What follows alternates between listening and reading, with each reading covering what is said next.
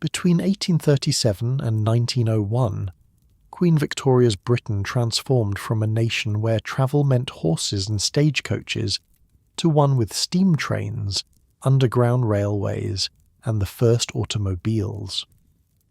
For the people experiencing this revolution, travel wasn't just transportation. It was dangerous, thrilling, and completely changed how they lived their lives.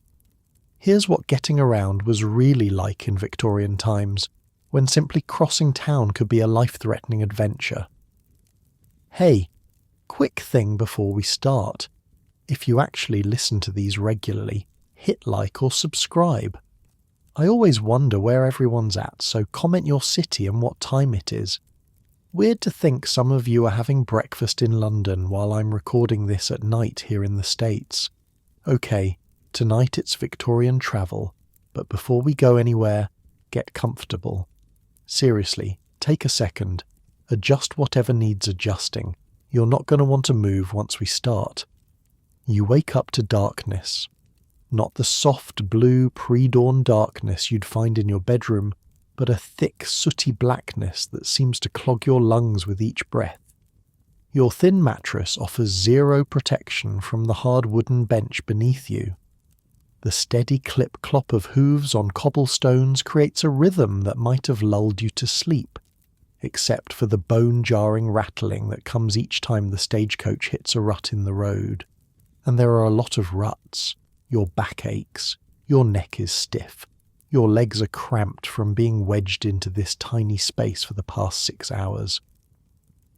The coach jostles again, and your shoulder slams into the person next to you, a sweaty businessman whose wool coat reeks of tobacco and yesterday's ale. He grumbles something unintelligible as you quickly mutter an apology. I spent 3 weeks researching Victorian stagecoach routes, and let me tell you, these trips were brutal. Most people today think a 5-hour flight is rough. Try being crammed inside a wooden box for 2 days straight with no bathroom breaks, except when the coach stops to change horses. Speaking of horses, their relentless clip-clopping is suddenly interrupted by the crack of a whip and a shout from above. "Make way! Make way!" the coachman bellows.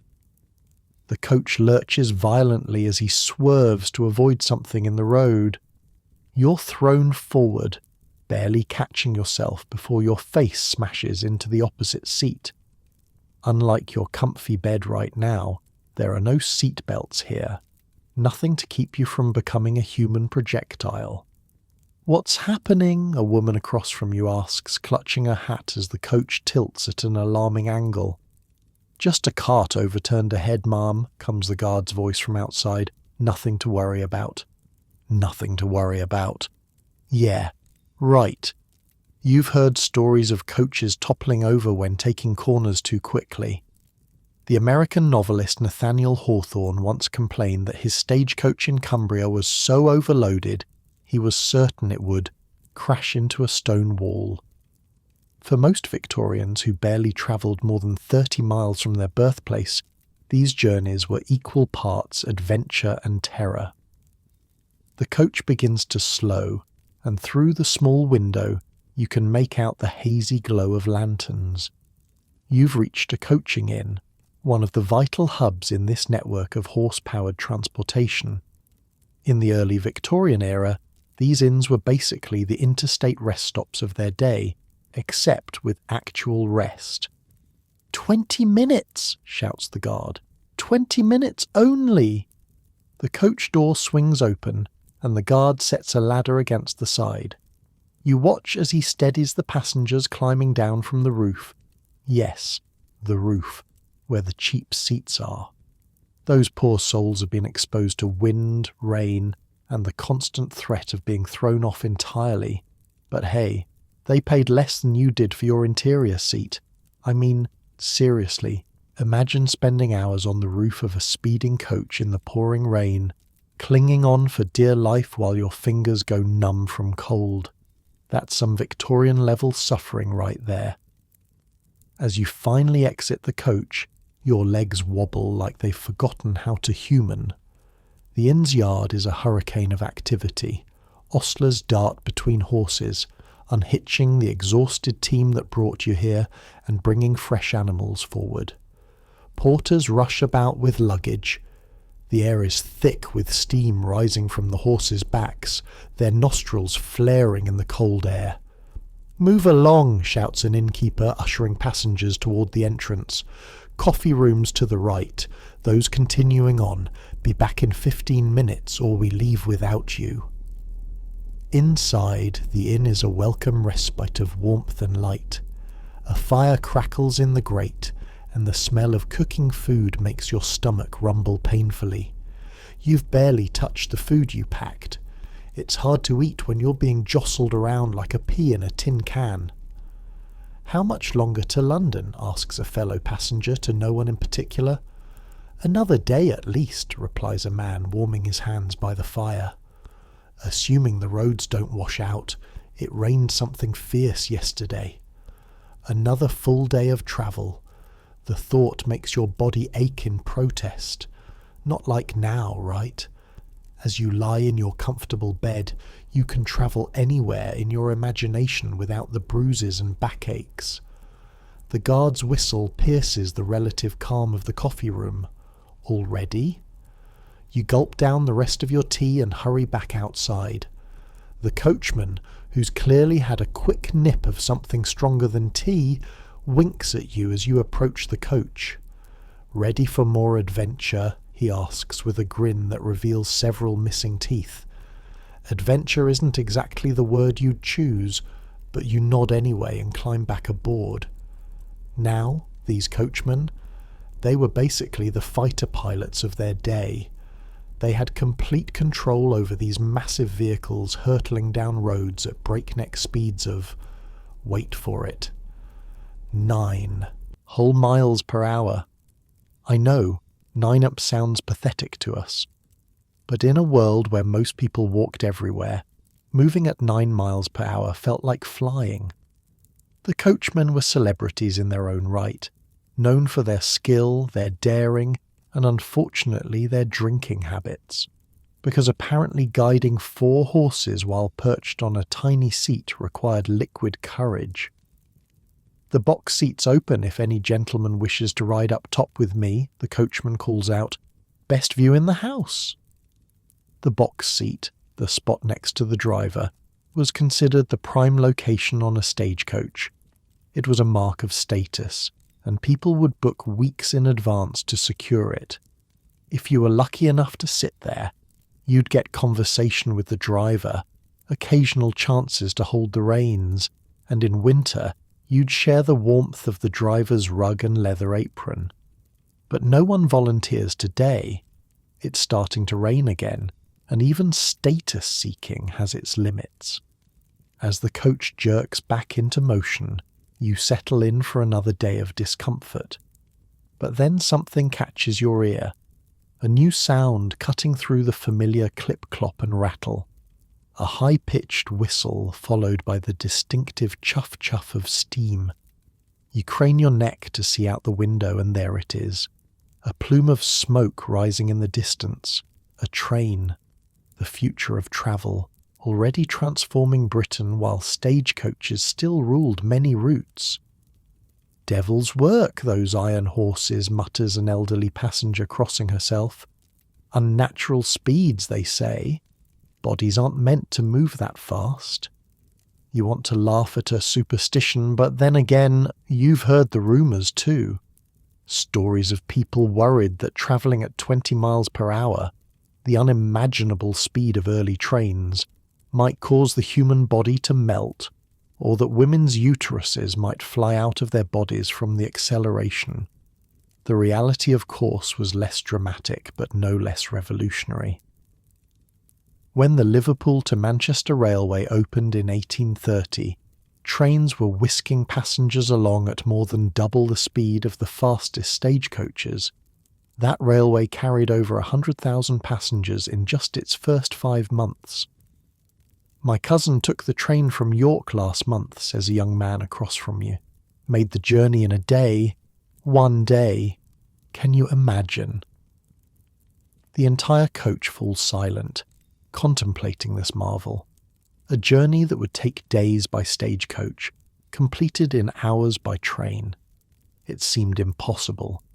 But that was Victorian Britain, a world caught between the old rhythms of the horse and the startling power of steam.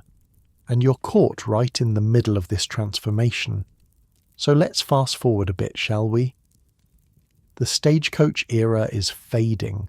It's now 1863, and you're standing on a platform at Paddington Station in London, about to experience the world's first underground railway. The crowd around you buzzes with excitement and apprehension in equal measure. Ladies clutch their handkerchiefs to their noses, anticipating the smoke and fumes. Gentlemen adjust their top hats and check their pocket watches, the new standardized railway time that has synchronized the entire country. Wait, did I mention that? Before railways, every town kept its own local time based on the sun. But trains needed consistent schedules, so in the 1840s the entire country switched to Greenwich Mean Time. Railways literally changed how people understood time itself. "All aboard!" calls a uniformed guard, and there's a surge toward the waiting carriages. You find yourself pushed along, stepping from the bright station into the gaslit interior of a first-class carriage. The seats are cushioned, illuminated by oil lamps that drip from the ceiling. The smell is, well, peculiar. A mixture of coal smoke, oil, upholstery, and humanity. "I've heard the air down there is positively toxic," whispers a woman to her companion. "My doctor advised against it entirely." She's not entirely wrong. The early underground used steam locomotives, making the tunnels notoriously smoky affairs. One American visitor described it as a mixture of sulphur, coal dust, and foul fumes from the oil lamp above, adding that by the time he reached his station, he was near dead of asphyxiation and heat. But the train is moving now, plunging into the tunnel with a whoosh that makes your ears pop. The carriage rocks and sways. The noise is tremendous. The clatter of wheels on tracks, the roar of the engine, the hiss of steam, all amplified by the enclosed tunnel. People around you react differently. Some close their eyes in what appears to be silent prayer. Others stare fixedly at books or newspapers, refusing to acknowledge the strange experience they're having. A few gaze out the windows, though there's nothing to see but occasional flashes of brickwork in the gaslit darkness. The guard pokes his head in at one point. "King's Cross Station, 2 minutes stop." The station appears suddenly, a platform carved into the earth, surprisingly well lit by ingenious skylights that channel daylight down from street level. Passengers disembark and board in a flurry of activity before you're plunged back into the tunnel. The entire journey from Paddington to Farringdon Street takes less than 20 minutes. 20 minutes to cross a distance that might have taken over an hour in London's notoriously congested streets. You emerge from the underground feeling slightly dazed, your clothes and skin carrying the acrid scent of smoke and steam. The experience isn't pleasant exactly, but it's undeniably efficient. And efficiency was becoming the Victorian obsession. Time is money, after all. Stepping back onto the streets of London, you're immediately confronted with the chaotic reality of Victorian urban transportation. The roads are a jumbled mess of vehicles, horse-drawn omnibuses packed with passengers, elegant private carriages, nimble, handsome cabs weaving between them, not to mention countless pedestrians navigating through this dangerous dance. The omnibus, basically a wooden box on wheels drawn by 2 weary horses, was the Victorian equivalent of a city bus. For the aspiring middle class, these vehicles were indispensable, cheap enough to afford and regular enough to rely on. But comfort wasn't exactly a priority. You flag one down that's heading in your direction. The conductor, hanging off the back, reaches out a hand to help you aboard. Inside, the omnibus is even worse than the stagecoach. Straw is scattered across the floor to soak up mud and rain, but it's damp and foul-smelling. Passengers are packed in tight, shoulder to shoulder. The windows are small, and the air is stifling. You can feel the fleas hopping from the straw onto your ankles. "Excuse me, sir," says a woman trying to squeeze past you to an empty spot. Her massive crinoline skirt takes up enough space for 2 people. Someone else's umbrella drips steadily onto your boot. The penny-illustrated paper once described London's omnibuses as foul-dragged, close and narrow boxes contrived to carry 8 and made to carry 12.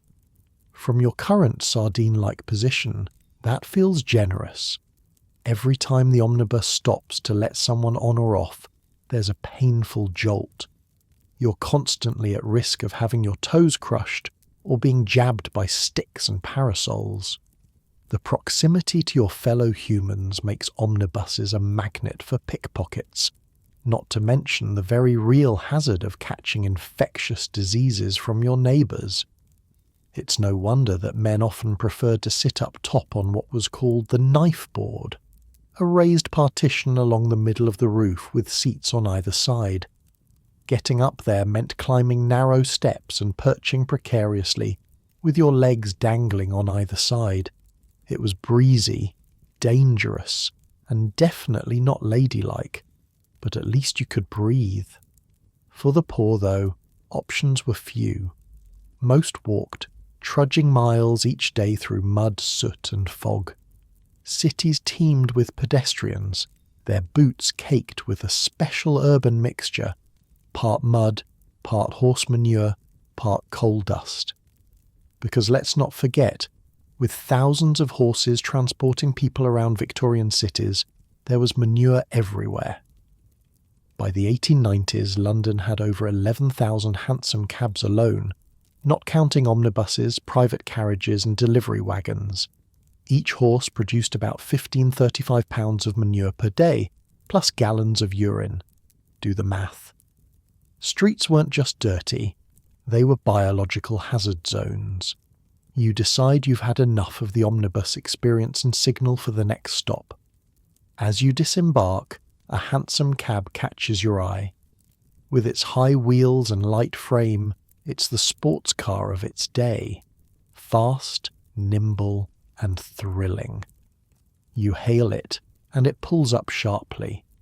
The driver perches high behind you, controlling the doors with levers. These drivers were infamous for overcharging and for rattling their passengers to bits over London's uneven roads.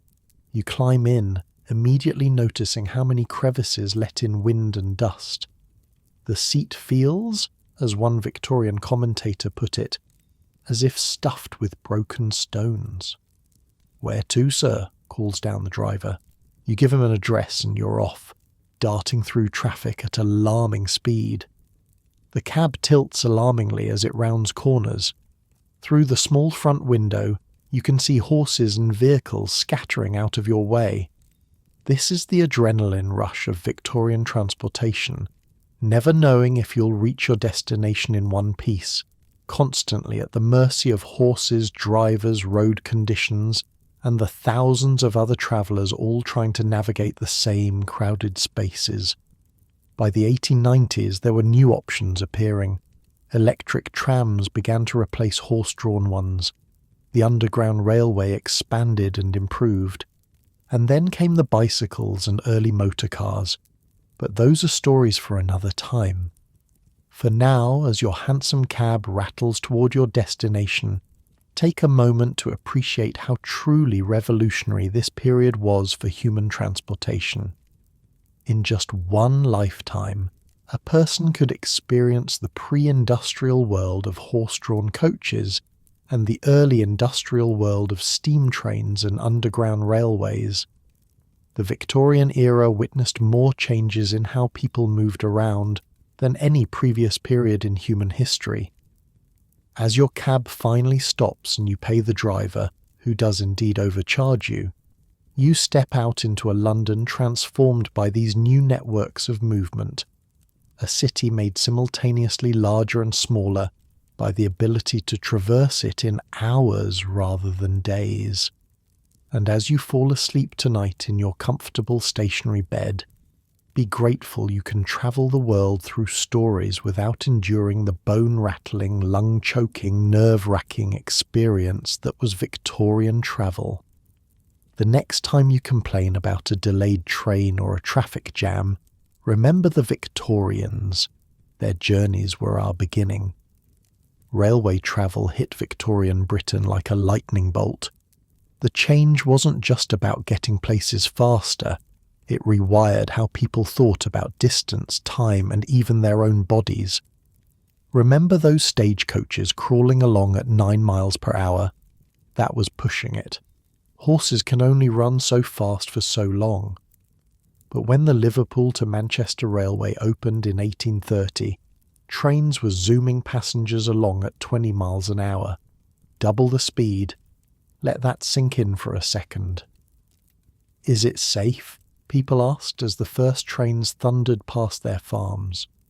It's against God's will to move that quickly, preachers warned from their pulpits.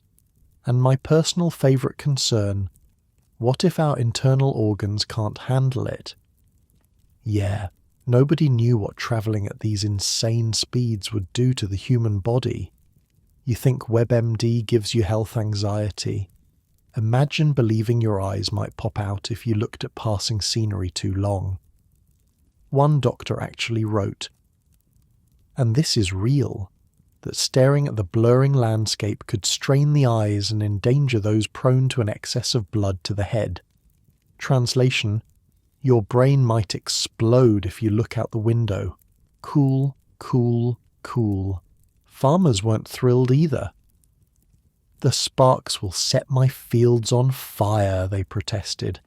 Some even worried their sheep would go blind from the sight of trains, or that cows would stop producing milk. Because apparently, cows are very judgmental about transportation infrastructure. But here's the thing about progress. It doesn't care about your feelings, especially when there's money to be made. And boy, was there money in railways. The Liverpool to Manchester line opened in 1830. Within 5 months, over 100,000 people had ridden it. By 1852, pretty much every major English town had its own station. The map of Britain got redrawn in iron and steam. Villages that had thrived on coach traffic, dead. Coaching inns that had been the centre of local life for centuries, abandoned. Coachmen, ostlers, innkeepers, out of work. What about us, they demanded. Learn to shovel coal, replied the Industrial Revolution, which was notoriously unsympathetic. John Hollingshead, this writer from the time, remembered seeing one surveyor who was working on a new railway line. Poor guy got dragged into a horse pond by furious coaching men determined to stop the tracks. Can you picture that? Some dude with his measuring tools and fancy hat suddenly being dunked like a human teabag by angry unemployed coachmen. You're ruining our lives, they probably yelled. It's called progress, he probably gurgled back. Despite resistance, these iron roads kept spreading across Britain like veins. And they didn't just change how people travelled, they changed how people understood time itself. Before railways, if you asked what time is it, in York versus London, you'd get different answers. Each town followed local solar time. Noon was when the sun was highest in your specific location. Made perfect sense when nobody travelled far or fast. But trains need schedules. They need to say, this train arrives in Birmingham at 4:15, and have that mean something consistent. So by the 1840s, the railways forced Britain into what they called railway time, standardised to Greenwich Mean Time. I mean, think about that. Railways literally changed how we experience time. Before trains, your day was governed by the sun passing overhead. After trains, your day was governed by some arbitrary decision made in Greenwich. That's wild. And it changed how people thought about punctuality too. Missing a coach meant waiting a while for the next one. Missing a train could ruin your entire day's business, so timekeeping became this national obsession. Sorry I'm late hits different when you've travelled all day by horse, only to find out your business partner left 15 minutes ago on the last coach, but not everyone experienced railway travel the same way. Your ticket class determined whether your journey was a pleasure or punishment. First-class passengers, they lounged on cushioned seats under oil lamps, pretending they were still in private carriages. Would Sir care for a newspaper? The attendant might ask. Yes, and ensure it comes with a paper knife. One cannot be expected to read uncut pages, the gentleman would reply, probably twirling his moustache. Second-class travellers had it rougher. Cold, draughty compartments that rattled your teeth loose. Still better than third class, though. If you bought a third-class ticket in the early days of rail, you weren't even inside a proper carriage. You were herded into wooden wagons, sometimes with actual livestock. No roof, just you, the rain, the smoke from the engine, and showers of burning cinders flying into your eyes and setting your clothes on fire. Wait, what? Yeah, burning embers from the coal-burning locomotive would just shower back on passengers. People would arrive with tiny burn holes in their clothes and skin. But hey, at least they got there fast, right? Even with these drawbacks, people came in thousands. By the 1840s, railways were offering excursion trains, special services to seaside towns or cities for day trips or events. This was revolutionary. Ordinary working people could suddenly afford to visit the coast or attend sports events miles from home. The clergy weren't fans.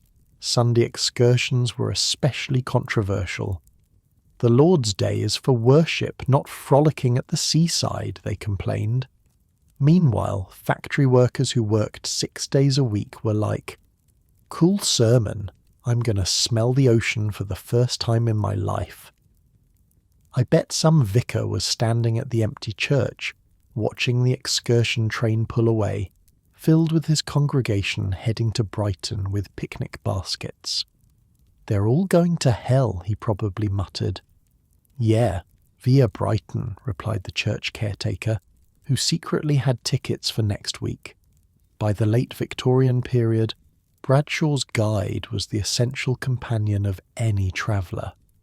This brick of a timetable was filled with dense pages listing connections, fares and routes. It was basically the Victorian equivalent of Google Maps, except it weighed as much as a small child and was outdated the moment it was printed. Buying a ticket was an experience in itself. For the nervous traveller, you could pay an extra 3p for insurance. If you were killed in an accident, your heirs would receive $1,000 in compensation, which, when you think about it, is the railway company basically saying, yes, this metal fire-breathing death machine might kill you, but your widow will get paid. Would Sir like the death insurance today? The ticket seller might ask casually. Just a regular ticket, thank you, you'd reply, suddenly wondering if you'd updated your will. Very well. Though I should mention we had a derailment just last month. Terrible. Business, 6 dead. On second thought, yes, I'll take the insurance. Luggage was another matter entirely. Unless you paid 6p to have it booked in, the railway assumed no responsibility for its safety, and anything over £100 in weight incurred an excess charge of a penny per pound. The sensible Victorian traveller therefore kept to a single carpet bag secured with the leather or parchment label. Paper labels were easily lost, leaving your luggage anonymous and likely to end up in the railway's lost property office, which was probably just some guy's shed filled with forgotten umbrellas and hat boxes. In the early days of rail, baggage guards were stowed on the roof of carriages as there were no separate vans for them. This guard, a title carried over from the coaching era, was responsible for operational and safety duties. Picture some poor soul clinging to the roof of a train going 20 miles an hour, surrounded by people's trunks and hat boxes, trying not to fall off while also somehow ensuring passenger safety. "How was work today, dear?" his wife would ask. "I only nearly died twice, so better than yesterday," he'd reply, still picking cinders out of his beard. Over time, thankfully, luggage got its own space, either stored in or on the carriages themselves, rather than threatening to crush employees. Seat reservations, only if you were fancy enough for first class. Second and third class passengers couldn't reserve a place in advance. The Victorian equivalent of Southwest Airlines boarding policy was show up early and elbow your way to a seat.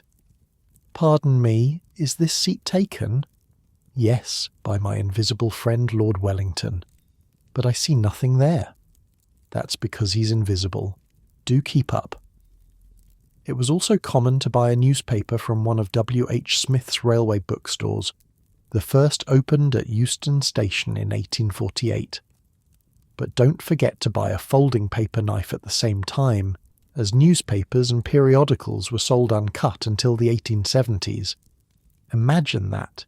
You buy a newspaper, but the pages are still attached at the edges. You literally need to cut them apart to read the damn thing. It's like DLC for print media. "Oh, you want to actually read the newspaper you bought? That'll be an extra penny for the paper knife, sir." On the platform, the signal bell was your only warning to hurry aboard and claim a seat, and choosing wisely mattered because before 1869 there was no way to alert the guard in an emergency. No pull cord, no alarm, nothing. If someone was having a heart attack or robbing you at knife point, tough luck until the next station. It wasn't until the 1890s that passengers could move between compartments, and corridors and lavatories only appeared in the early 1900s. Imagine being stuck in a box with strangers for hours with no bathroom. The Victorian bladder must have been made of steel. This isolation of carriages also bred danger. In 1864, banker Thomas Briggs was robbed and murdered in his compartment, the first such crime on an English railway. His killer, Franz Müller, was later hanged. The news hit Victorian society hard. Suddenly everyone realised they'd been happily locking themselves in small boxes with complete strangers, with no way to call for help. Women especially were terrified. "What if I'm trapped with a murderer?" they reasonably asked. "Try not to look wealthy," was basically the railway's response. Carriages also invited blackmail with accusations difficult to disprove.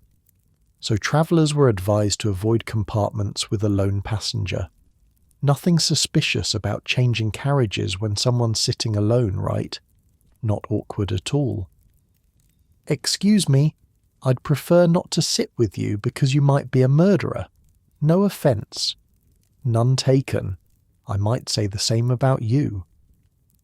Despite these dangers, railways were generally safer than coaching. Most injuries to passengers happened when they tried to board or alight from a moving train.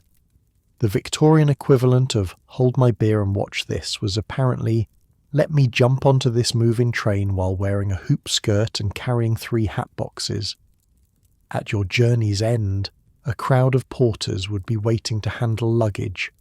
Officially, tipping them was against the bylaws, but in practice it was expected.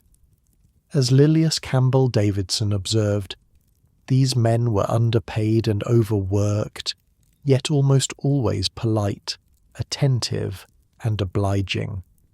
So you'd slip them a coin while pretending you weren't, and they'd pretend it wasn't happening while still making it clear they expected it. Very British. "I appear to have dropped a coin near your foot, my good man. And I appear to have caught it in my pocket, sir. Most mysterious." At major stations, female attendants were also present to assist ladies and children, because apparently Victorian women needed help with everything, including not falling onto train tracks. Although considering the massive dresses and corsets they wore, maybe they did need a hand. But railways weren't the whole story of Victorian transport. While trains connected towns and cities, getting around within those urban areas was a whole other adventure. In crowded cities, horse-drawn omnibuses became the arteries of daily life. They were basically the first buses, wooden boxes on wheels drawn by two very tired horses and crammed with sweating, jostling passengers. The first omnibus service in England is believed to have started in 1824 by John Greenwood, who operated between Salford and Manchester. In London, omnibus service was established between Marylebone Street and the Bank of England via King's Cross in 1829. Imagine yourself climbing aboard one of these things. First, you'd smell it before you saw it. Horse sweat and human bodies packed together. Straw scattered on the floor to soak up mud and rain, often damp and foul.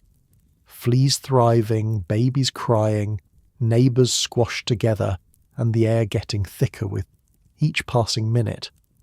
The penny illustrated paper once condemned London's omnibuses as foulest draught, close and narrow boxes contrived to carry 8 and made to carry 12. That's basically a 1-star Yelp review from the 1860s. But for the aspiring middle class, the omnibus was indispensable, cheap enough to afford and regular enough to rely on.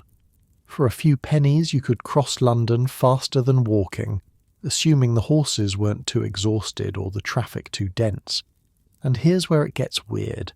The very best seat wasn't inside this sweaty box, but up top, on what they called the knife board. Passengers climbed narrow steps to sit astride a long raised plank, with legs dangling on either side. It was breezy, perilous, and definitely not ladylike, but at least you could breathe. "Where would Madam like to sit?" the conductor might ask a lady boarding. "Inside, of course," she'd reply, while secretly envying the men getting fresh air up top. Later, the garden seat design made upstairs travel a little more dignified, complete with modesty boards to shield women's ankles from view. Because apparently the sight of a woman's ankle was more scandalous than the horse poop covering the streets. For shorter, more private trips, the hackney carriage or hansom cab was the vehicle of choice. With its 2 wheels and light frame, it was the sports car of its day. Fast, nimble, and thrilling in a we might die kind of way. Its drivers perched high behind, controlling doors with levers to ensure no passenger could slip away without paying. But they were also infamous for overcharging and for rattling their passengers to bits over London's uneven cobblestones. "Many crevices let in wind and dust," grumbled one commentator. "The seats feel as if stuffed with broken stones."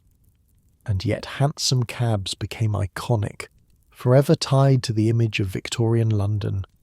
They were the Ubers of their day, except with horses and a much higher chance of injury.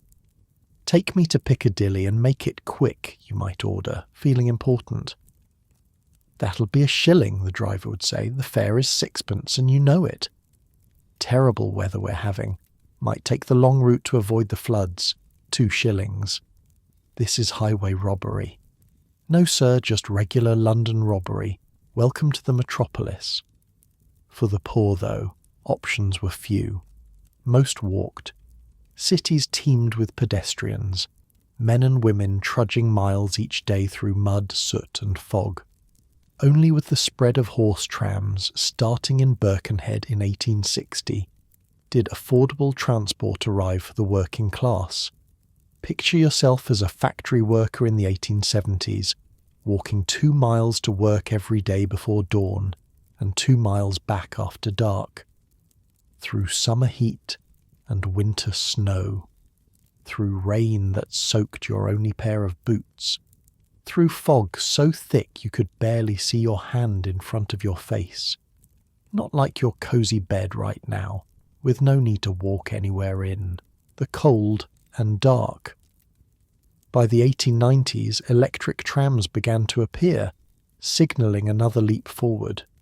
Clean, relatively quiet, and without the endless problem of horse manure, they were the future, though the future was coming slowly and unevenly across Britain. Victorians were living through revolution after revolution in transport. Old ways died as new technologies emerged. The world kept speeding up, distances kept shrinking, and the average person's horizons kept expanding. But what about travel beyond the crowded streets and busy rail lines? What about the rivers and seas that had been Britain's first highways? We'll explore that in our next part of the journey through Victorian travel, from paddle steamers and pleasure boats to the first underground railways and the bicycle revolution that gave women unprecedented freedom. So rest now, as we leave the rumbling railways and clattering omnibuses behind. The next part of our Victorian journey awaits, with new horizons and new modes of transport that would change lives forever. Beyond the bustling streets and rattling railways, Victorian Britain had another transportation network, one that had served the island nation for centuries before steam engines were even dreamed of. Rivers and seas offered their own routes, with their own rhythms and dangers. Water had always been Britain's highway. This island nation, surrounded by seas and crisscrossed by rivers, had moved people and goods by boat since before the Romans arrived. But the Victorians, in their typical fashion, weren't content to leave well enough alone. They had to make water travel faster, bigger, and more impressive. Paddle steamers became one of the most popular ways to travel by water during this period. Imagine standing on a pier, watching one of these magnificent vessels approach. The massive paddle wheels on either side churning the water to foam, the tall funnel belching coal smoke into the sky, the bright paintwork gleaming in the sun. "All aboard for Margate," the steward would call. "Day excursions, refreshments served." These paddle steamers carried crowds to coastal resorts, bringing the seaside holiday within reach of ordinary families for the first time. Before railways and steamboats, a trip to the coast was something only the wealthy could afford. Most working people lived and died without ever seeing the ocean, even on an island where no spot is more than 70 miles from the sea. But by the mid-Victorian period, a factory worker from Manchester could save up for a special day trip to Blackpool. A clerk from London could take his family to Margate for an afternoon. The horizon of possibility expanded with every puff of steam. "Daddy, what's that smell?" a child might ask, stepping off the steamer at a seaside town. "That's the sea air, love. Good for your lungs, they say." "It smells like dead fish." Yes, well, still better than London air. Pleasure trips by boat became a staple of Victorian. Leisure, though, critics sniffed at the rowdiness they encouraged. The combination of cheap day tickets, readily available alcohol, and the novelty of travel created an atmosphere that horrified the more straight-laced members of society. One disapproving observer wrote of the unseemly behaviour of young persons on these excursion steamers where propriety is abandoned alongside the shore, which probably means people were having fun, maybe kissing, definitely drinking, and possibly showing an ankle or two. Scandalous stuff. "Look at them," some pearl-clutching gentleman would mutter, watching young couples laughing on deck. "No thought for decorum." "They're just enjoying themselves, dear," his wife might say, secretly envying their freedom. "Enjoyment should be seemly and moderate," he'd reply before ordering another brandy. Ferry crossings, too, became faster and more dependable. Steam-powered paddle ferries replaced sailboats on rivers and coastal routes, shuttling workers, traders, and holiday makers across busy waters. What had once been lengthy crossings at the mercy of wind and tide became brief, routine journeys. Take the ferry across the Mersey in Liverpool, for instance. Before steam, you'd be at the mercy of rowing boats or small sailcraft, waiting for favourable conditions, often delayed by fog or current. With steam ferries, crossings became as regular as clockwork. Workers could live on one side of the river and work on the other, commuting daily with reasonable confidence they'd arrive on time. When's the next ferry to Birkenhead, you might ask? Every 15 minutes, sir, rain or shine, unless it's too foggy to see the dock, in which case we might hit it. Beyond paddle steamers on rivers and coasts, Britain's canal network also carried travellers, though in humbler fashion.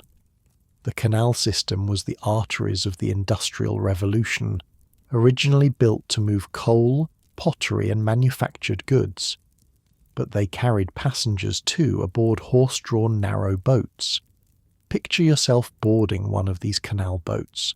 They're long, narrow vessels, hence the name, pulled by horses walking along specially built towpaths beside the canal. The pace is slow, walking speed at best, but smooth and steady. How long to Birmingham? A first-time passenger might ask. About 3 days, weather permitting, comes the reply. 3 days, but it's only 20 miles. Aye, but we don't move faster than the horse can walk, and we've got 35 locks to navigate.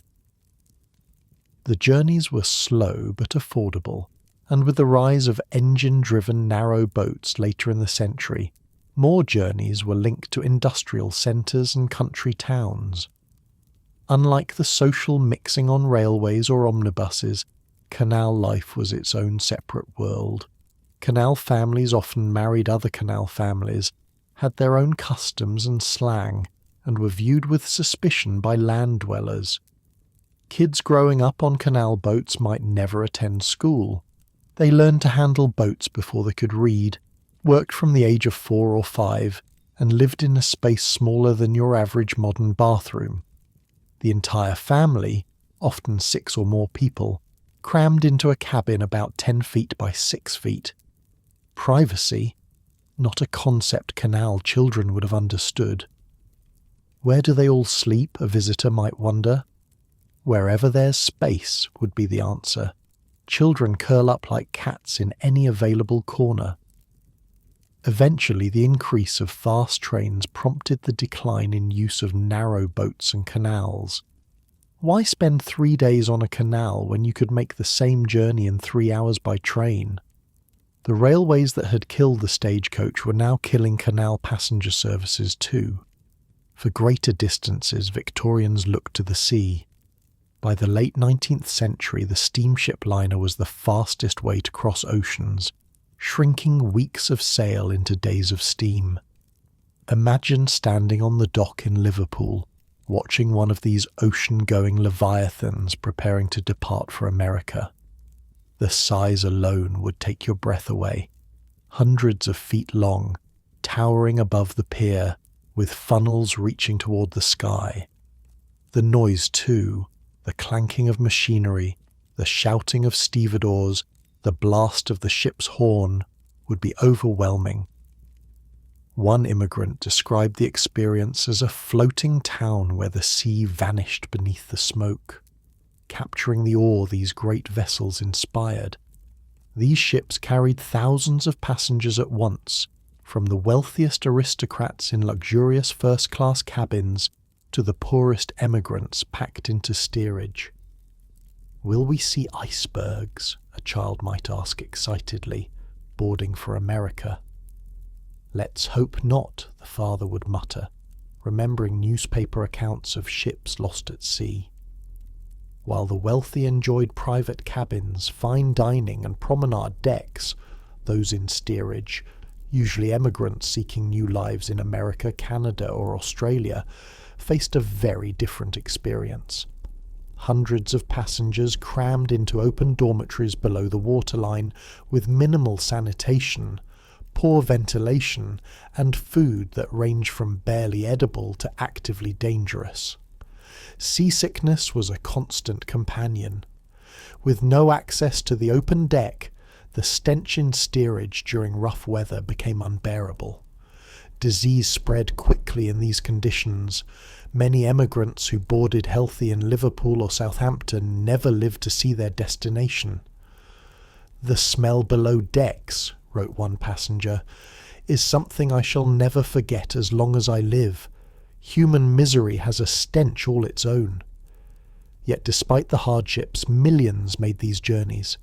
Between 1815 and 1914, approximately 15 million emigrants left Britain, primarily for America, Canada, Australia and New Zealand. For most, it was a one-way trip. They sold everything they owned to pay for passage, knowing they would likely never see their homeland again.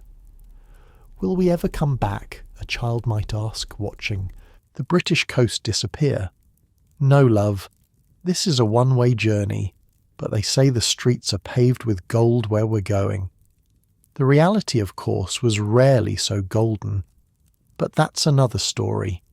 Even as steamships conquered the seas and railways transformed land travel, Victorians were already pioneering a radical new transportation concept: underground railways.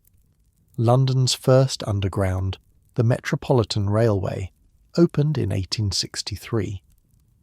Though many people might think that engineers dug tunnels underground, that's not how they did it at first. The earliest underground lines used a technique called cut and cover, which is exactly what it sounds like.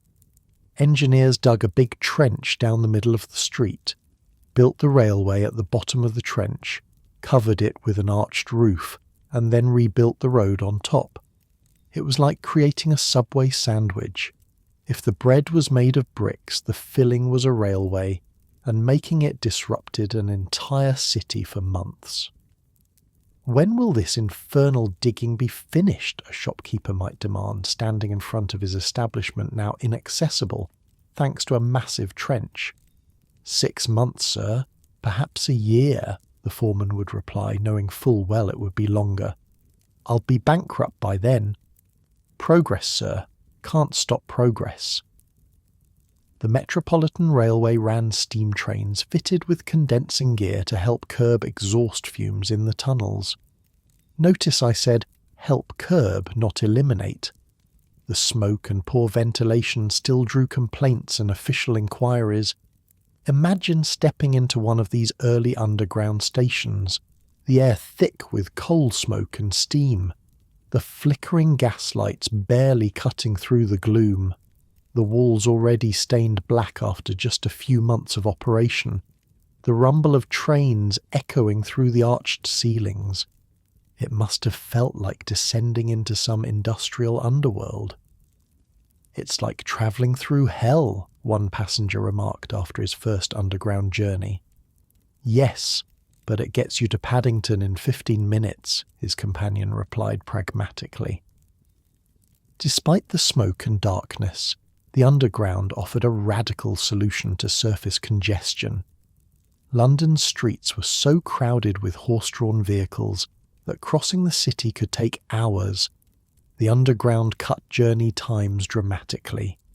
By the 1890s, a new generation of underground railways arrived. The City and South London Railway was the world's first deep-level electric tube, with its small carriages nicknamed padded cells. Unlike the cut-and-cover lines, these deep tubes were built using massive boring machines to carve tunnels through the London clay far below the surface. The carriages on this pioneering electric line were indeed tiny, just 4 feet 6 inches wide, with no windows and padded interiors, hence the nickname. Claustrophobic passengers described the experience as being packed into a moving coffin. Yet still they came, because despite the discomfort, it was faster than any alternative. The Central London Railway followed in 1900 with the famous twopenny tube. so called because every journey cost just 2 pennies regardless of distance. Together, these electric lines shifted the network from steam to electric and transformed subterranean travel. But for many Victorians, the most liberating form of transport wasn't one they boarded, it was one they rode themselves. No invention captured the spirit of late Victorian freedom like the bicycle. The penny farthing, with its enormous front wheel and tiny rear one, was both marvel and menace. Imagine trying to mount one of these contraptions. You'd place your foot on a small step near the rear wheel, push off, and in one fluid motion, if you were skilled, swing yourself up onto the seat perched atop the massive front wheel, 5 feet or more off the ground. Riders risk serious injury in headers, falling forward over the handlebars, usually face first into the road. Yet they embraced the thrill. The penny farthing wasn't just transportation, it was a statement. Riding one said, "Look at me. I am wealthy enough to afford this machine, skilled enough to ride it, and brave enough to risk my neck doing so." "Have you seen James since his accident?" one gentleman might ask another at their club. "Yes, poor fellow. His face is quite rearranged.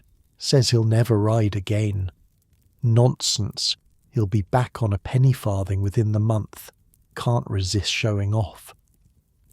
More practical was the safety bicycle of the 1880s, with its chain drive and equal-sized wheels. This design, essentially the modern bicycle, democratized cycling overnight. Affordable second-hand models gave clerks, servants, and shop girls a new form of independence. For the first time, young working women could travel miles from home without needing a chaperone or spending money on fares. They could expand their social circles beyond the immediate neighbourhood. They could take jobs further from home. They could, shocking thought, meet young men without parental supervision. "Where are you going on that contraption?" a father might demand as his daughter wheels her bicycle to the door. "Just for a ride with the girls, father, around the park. Be home before dark, and remember you're a lady." "Yes, father," she'd reply, already planning to meet the handsome clerk from the post office, who also had a bicycle. For women especially, the bicycle was revolutionary. Victorian women's clothing was literally restrictive. Corsets, multiple petticoats, long skirts that could easily tangle in machinery. Cycling demanded more practical attire. Enter the rational dress movement, which advocated for divided skirts or even, gasp, bloomers that allowed women to ride safely and comfortably. Conservatives were horrified. Women wearing something resembling trousers, showing their ankles, travelling unchaperoned. The moral fabric of society would surely unravel. Medical experts warned that bicycle seats would damage women's reproductive organs or cause them to develop unsightly bicycle face, apparently a permanent look of strain and tension from concentrating on riding. Some even suggested it might awaken unnatural passions in women due to the saddle. Dr. Thompson says cycling causes women's faces to become fixed in grotesque expressions, a concerned mother might mention at tea. "Does he indeed?" her more progressive friend would reply. "And what does he say about the faces of men who make such ridiculous claims?" Despite the pearl clutching, women kept cycling. The freedom was too precious to surrender to outdated notions of propriety. As one writer famously declared, "The bicycle has done more to emancipate women than anything else in the world." By the 1890s, yet another transportation revolution was beginning. Motor vehicles started to make their hesitant debut on British roads. At first, they were novelties, noisy contraptions limited by law to 4 miles an hour, led absurdly by a man carrying a red warning flag. Imagine that scene. A horseless carriage, basically a carriage with an engine instead of a horse, puttering along at walking pace, while a man walks ahead with a red flag to warn people of its approach. It's hard to see this as the beginning of the automobile age, yet that's exactly what it was. What's that infernal racket? A country gentleman might ask as the strange procession passes his gate. One of them new motor cars, sir. More trouble than they're worth, if you ask me. It's slower than my horse. Aye, but it's the future, they say. When the red flag restriction was lifted in 1896, a parade of 33 cars drove from London to Brighton, cheered by crowds along the way. It was the beginning of a new age, the horseless age, that would soon sweep away much of the Victorian transport world. For ordinary people, though, motor cars remained rare and expensive curiosities well into the 20th century. The true democratization of automobile travel would have to wait for later generations. Still, as the Victorian era drew to a close, people found themselves with more transportation options than any previous generation had ever known. From steam trains to underground railways, from bicycles to the first automobiles, the ways people could move through the world had multiplied dramatically.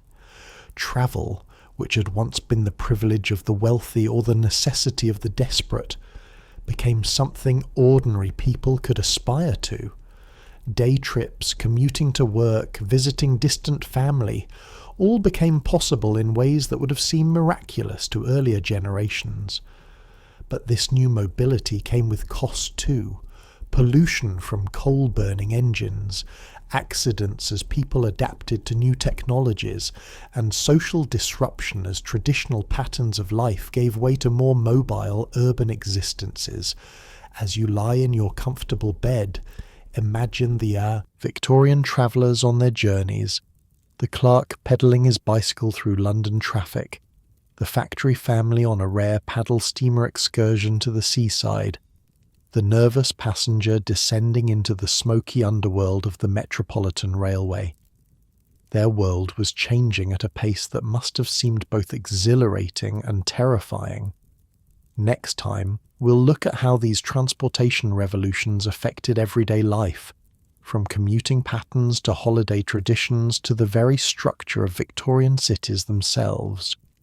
The journey through Victorian travel continues, each new invention bringing its own possibilities and challenges. The Victorian transportation revolution didn't just change how people moved from place to place. It fundamentally rewired society itself. New technologies created new possibilities, and those possibilities created new ways of living that would have been unimaginable to previous generations. One of the most profound changes was the creation of suburbs. Before railways, most people lived as close as possible to where they worked. You pretty much had to. When walking was the primary mode of transport, living 5 miles from your workplace meant a 10-mile round trip on foot every day. Not practical when you're working 12-hour shifts. But railways, and later horse-drawn trams, changed that equation. Suddenly, you could live miles from your workplace and still get there in a reasonable amount of time. This created something new in human history, the daily commute. When did you move to Ealing? One office clerk might ask another on the morning train into London. Last month. Couldn't afford anything decent in the city. Wife's happier too. Says the air is cleaner. Isn't it tedious travelling in and out every day? Better than raising children in that filth. My boy hasn't had a chest infection since we moved. The middle classes fled the crowded, polluted city centres for new developments along railway lines. These early suburbs were sold as offering the best of both worlds. Access to city jobs with country-like surroundings. The advertising wasn't subtle. Live where the air is clean and the morals are good. Because apparently morals get dirtier the closer you get to city centres. Who knew? Railway companies quickly realised there was money to be made in real estate. Many began building planned communities around their stations. The Metropolitan Railway, which we talked about last time, was particularly aggressive about this, creating what became known as Metroland, a string of suburbs northwest of London specifically designed around its stations. 20 minutes to Baker Street, their advertisements promised. Modern homes with gardens for the price of a cramped city apartment. Of course, reality didn't always match the brochures. Those 20 minutes might become 40 when the trains were delayed, and many early suburbs lacked basic amenities. You might have your nice little house with a garden, but discover there's no school for your children or shops to buy food. Where's the nearest grocer? A newly arrived suburbanite might ask. Back in London, comes the reply. Better stock up when you're in town. And a doctor. Pray you don't get sick on weekends. Still, the suburbs grew and grew. By the end of the Victorian era, London had sprawled outward along railway lines like tentacles, swallowing villages that had once been separate communities. The physical shape of cities changed to accommodate new transportation systems. Railway stations needed vast amounts of space, not just for platforms, but for goods yards, engine sheds, and administrative buildings. Many city centres were completely demolished to make room for these iron cathedrals. The poor, of course, were pushed aside. Whole neighbourhoods of working-class housing were cleared to make way for railway lines. The displaced residents weren't compensated or rehoused. They simply had to find somewhere else to live, usually in even more crowded conditions. "Where will we go?" a mother might ask as the demolition notice is posted on her door. "Not my problem," the railway agent would reply. "Parliament approved the line. You've got 30 days. Those with money could escape to the suburbs. Those without remained trapped in increasingly crowded city slums, often right next to noisy, polluting railway lines. The smoke and soot from steam engines covered everything nearby in a constant layer of grime. "We wash the curtains every Sunday," one woman living next to a railway viaduct in Manchester explained, "and by Tuesday they're black again." The noise never stopped either. In the busier stations, trains arrived and departed every few minutes, day and night.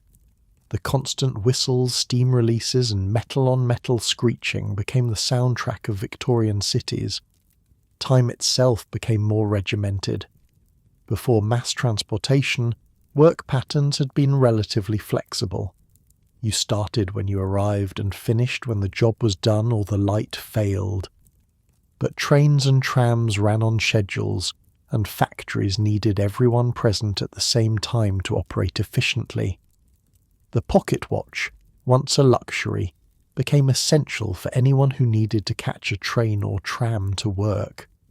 Factory whistles and church bells helped synchronize communities, but nothing enforced punctuality like a train that would leave without you. The 7:42 waits for no man, as one railway poster ominously warned. Missing your train didn't just mean being late, it could mean losing your job. Employers had little sympathy for transportation woes when there were plenty of unemployed people eager to take your place. "But the train was delayed," a worker might protest. "Then you should have taken an earlier one," comes the unsympathetic reply. "Half day's wages docked." The rigid time discipline of industrial work enforced by transportation schedules created a new consciousness of time. Minutes mattered in a way they never had before. Being on time became a moral virtue, while being late marked you as unreliable or lazy. This time, discipline extended to personal lives too. Social calls, previously flexible affairs that might last hours, became more structured. You arrived when you said you would and left when you needed to catch your return transport. Even leisure became scheduled. "We must leave by 9:30 to catch the last omnibus," a dinner guest might say, checking their watch. "But you've barely touched your dessert." Better hungry than stranded. Transportation didn't just change when people did things, it changed what they did altogether. The concept of the day trip or weekend excursion was born with railway excursion tickets. Working families who would never have ventured beyond their neighbourhoods could suddenly afford occasional outings to the seaside or countryside. Imagine being a child from the industrial north, who had only ever known smoky factories and crowded streets, suddenly seeing the ocean for the first time. The vastness of it, the smell of salt, the feel of sand between your toes, the taste of unfamiliar seaside treats like whelks or candy floss. "Is this heaven?" a child might ask, standing on Blackpool Beach. "No, love," the mother would reply, "but it's not Manchester, and that's good enough for today." These excursions created new patterns of mass tourism. Resorts like Blackpool, Brighton and Margate boomed, building piers, promenades and entertainments specifically for day trippers and short-stay visitors. The English seaside holiday, that curious tradition of determined enjoyment regardless of weather, was born from railway accessibility. The bank holidays established in 1871 gave working people guaranteed days off, and many used them for these excursions. Railway companies scheduled special services, sometimes running hundreds of extra trains to popular destinations on holiday weekends. The crush could be incredible. One observer at Blackpool noted that on August Bank Holiday 1895, some 100,000 visitors arrived in the town between morning and midday. For perspective, Blackpool's normal population was about 35,000. "You can't see the beach for the bodies," as one local complained. But these crowds represented something remarkable. Ordinary people, many of whom had never travelled more than a few miles from home in previous generations, now exploring their country in unprecedented numbers. Transportation also changed how people formed relationships. Before cheap mass transit, most people married someone from their immediate area, often from the same village or neighbourhood. Your choice of potential partners was limited to who you could physically meet on a regular basis. Railways and urban transit expanded that circle dramatically. Young men and women could meet potential partners from much further afield. Social networks expanded. Even chaperoned young ladies might find opportunities for romantic connections on train journeys or at railway station refreshment rooms. "Did you see how that young man looked at you?" a friend might tease. "Hush, mother will hear you. He's getting off at our station. Perhaps we'll see him at the church social." For working-class women especially, new transportation options offered unprecedented independence. A shop girl who could take an omnibus or tram had far more employment options than one restricted to walking distance. This economic independence translated to greater social freedom too. Not everyone was happy about these changes, of course. Social conservatives fretted about the moral dangers of mobility. Young people travelling unchaperoned, women moving about the city alone, people meeting strangers from different social backgrounds. Clearly the end of civilization was at hand.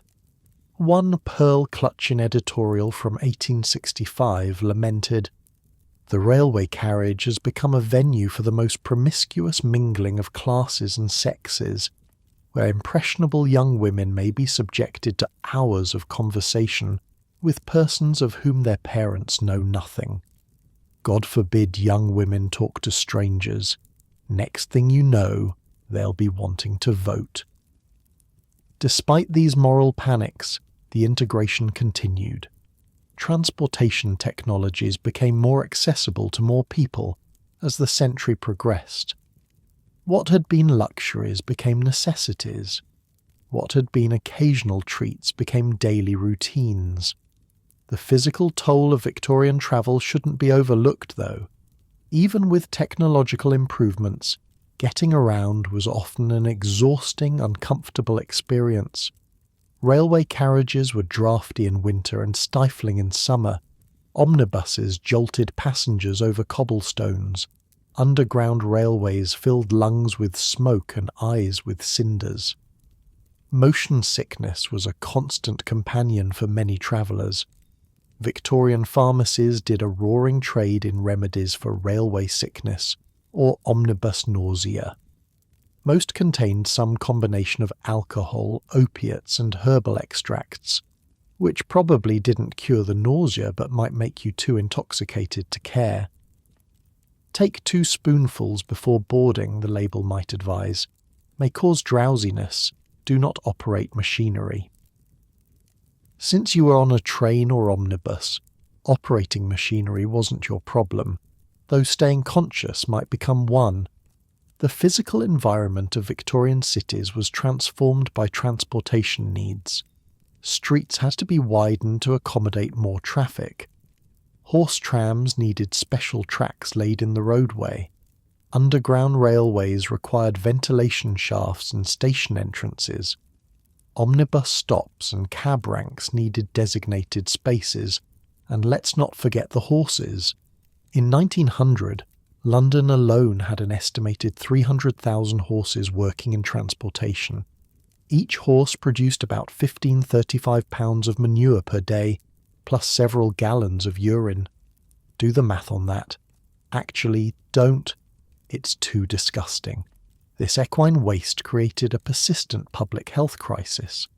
Streets were literally covered in manure, which dried in summer to create toxic dust and turned into hazardous slurry when it rained.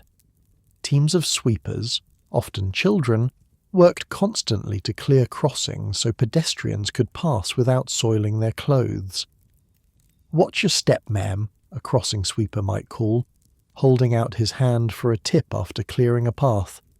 "Disgusting business," she might reply, dropping a halfpenny in his palm while lifting her skirts clear of the muck. "Better than breathing it when it dries, ma'am." The smell of Victorian cities must have been overwhelming. Horse manure, industrial smoke, coal fires, unwashed bodies, open sewers, a miasma of stench that we can hardly imagine today from our clean, comfortable beds. By the 1880s and 90s, the problems of horse-drawn transportation were becoming unsustainable. Major cities were literally drowning in manure. Streets were dangerously overcrowded. Horses themselves suffered terribly.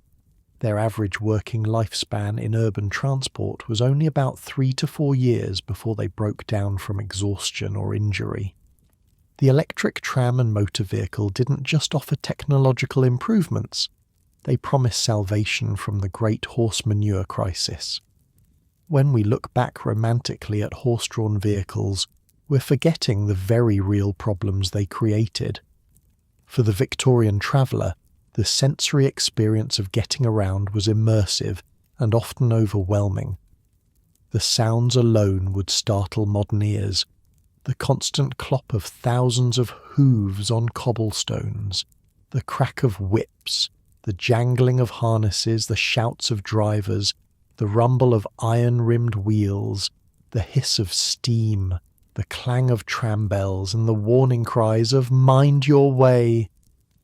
The visual landscape was equally chaotic. Streets teeming with every type of vehicle, from luxury carriages to heavy drays, from omnibuses to costermongers' barrows, horses of every size and condition, from magnificent matched teams pulling wealthy carriages to pitiful broken-down nags hauling overloaded carts. Add to this the tactile experience, the jolting and swaying of vehicles over uneven surfaces, the press of bodies in crowded conveyances, the occasional shower of mud from passing wheels, the constant vigilance needed to avoid being run over when crossing streets. I saw a man crushed between 2 omnibuses on Oxford Street yesterday, one gentleman might remark casually over breakfast. Third such incident this month. They really must do something about the traffic, his wife replies, buttering her toast. Did they catch his name? No, poor fellow was quite unrecognisable by the end of it. Such accidents were frighteningly common. Road safety regulations barely existed. Traffic moved in all directions. Pedestrians took their lives in their hands every time they crossed busy streets. In 1866, a traffic count at London Bridge recorded over 20,000 people on foot and 4,183 vehicles crossing during a 12-hour period. Not a single traffic light or stop sign existed to control this flow. It was survival of the fastest, and pedestrians were at the bottom of the food chain. For women, Victorian transportation presented particular challenges. The elaborate clothing of the period, long skirts, multiple petticoats, corsets, bustles, was actively dangerous around moving vehicles. Skirts could catch in wheels or carriage steps. Corsets restricted movement and breathing, making it difficult to react quickly to danger. Even the fashionable veils many women wore limited peripheral vision. "Did you hear about Mrs. Harrington?" one lady might ask another. "No, what happened?" "Her skirt caught in a carriage wheel, pulled her right under. She's lost an arm." "How dreadful! But this is why I always take a cab rather than the omnibus. So much safer." The risk wasn't preventing women from travelling. Necessity demanded it. But it added an extra layer of danger and anxiety to everyday journeys. Class differences in transportation experiences were stark. A wealthy woman would travel in a private carriage with a skilled driver and matched horses, protected from weather, traffic and unwanted contact.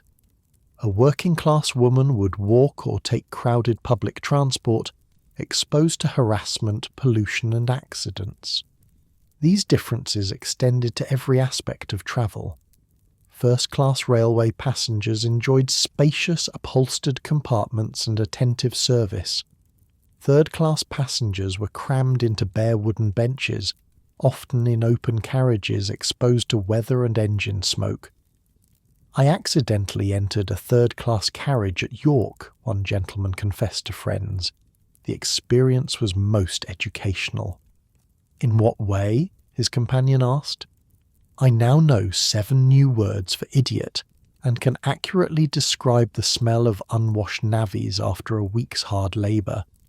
I do not recommend broadening one's horizons quite so thoroughly." But even as these class distinctions remained rigid in theory, transportation was creating new kinds of social mixing. People from different backgrounds were forced into proximity on omnibuses, in railway stations and in underground carriages.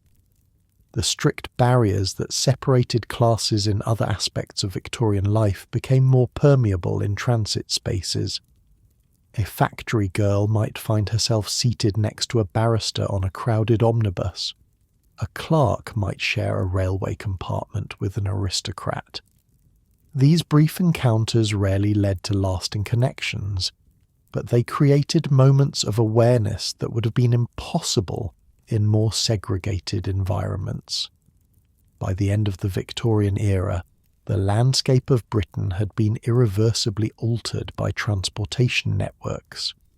Railways cut across the countryside on embankments and viaducts.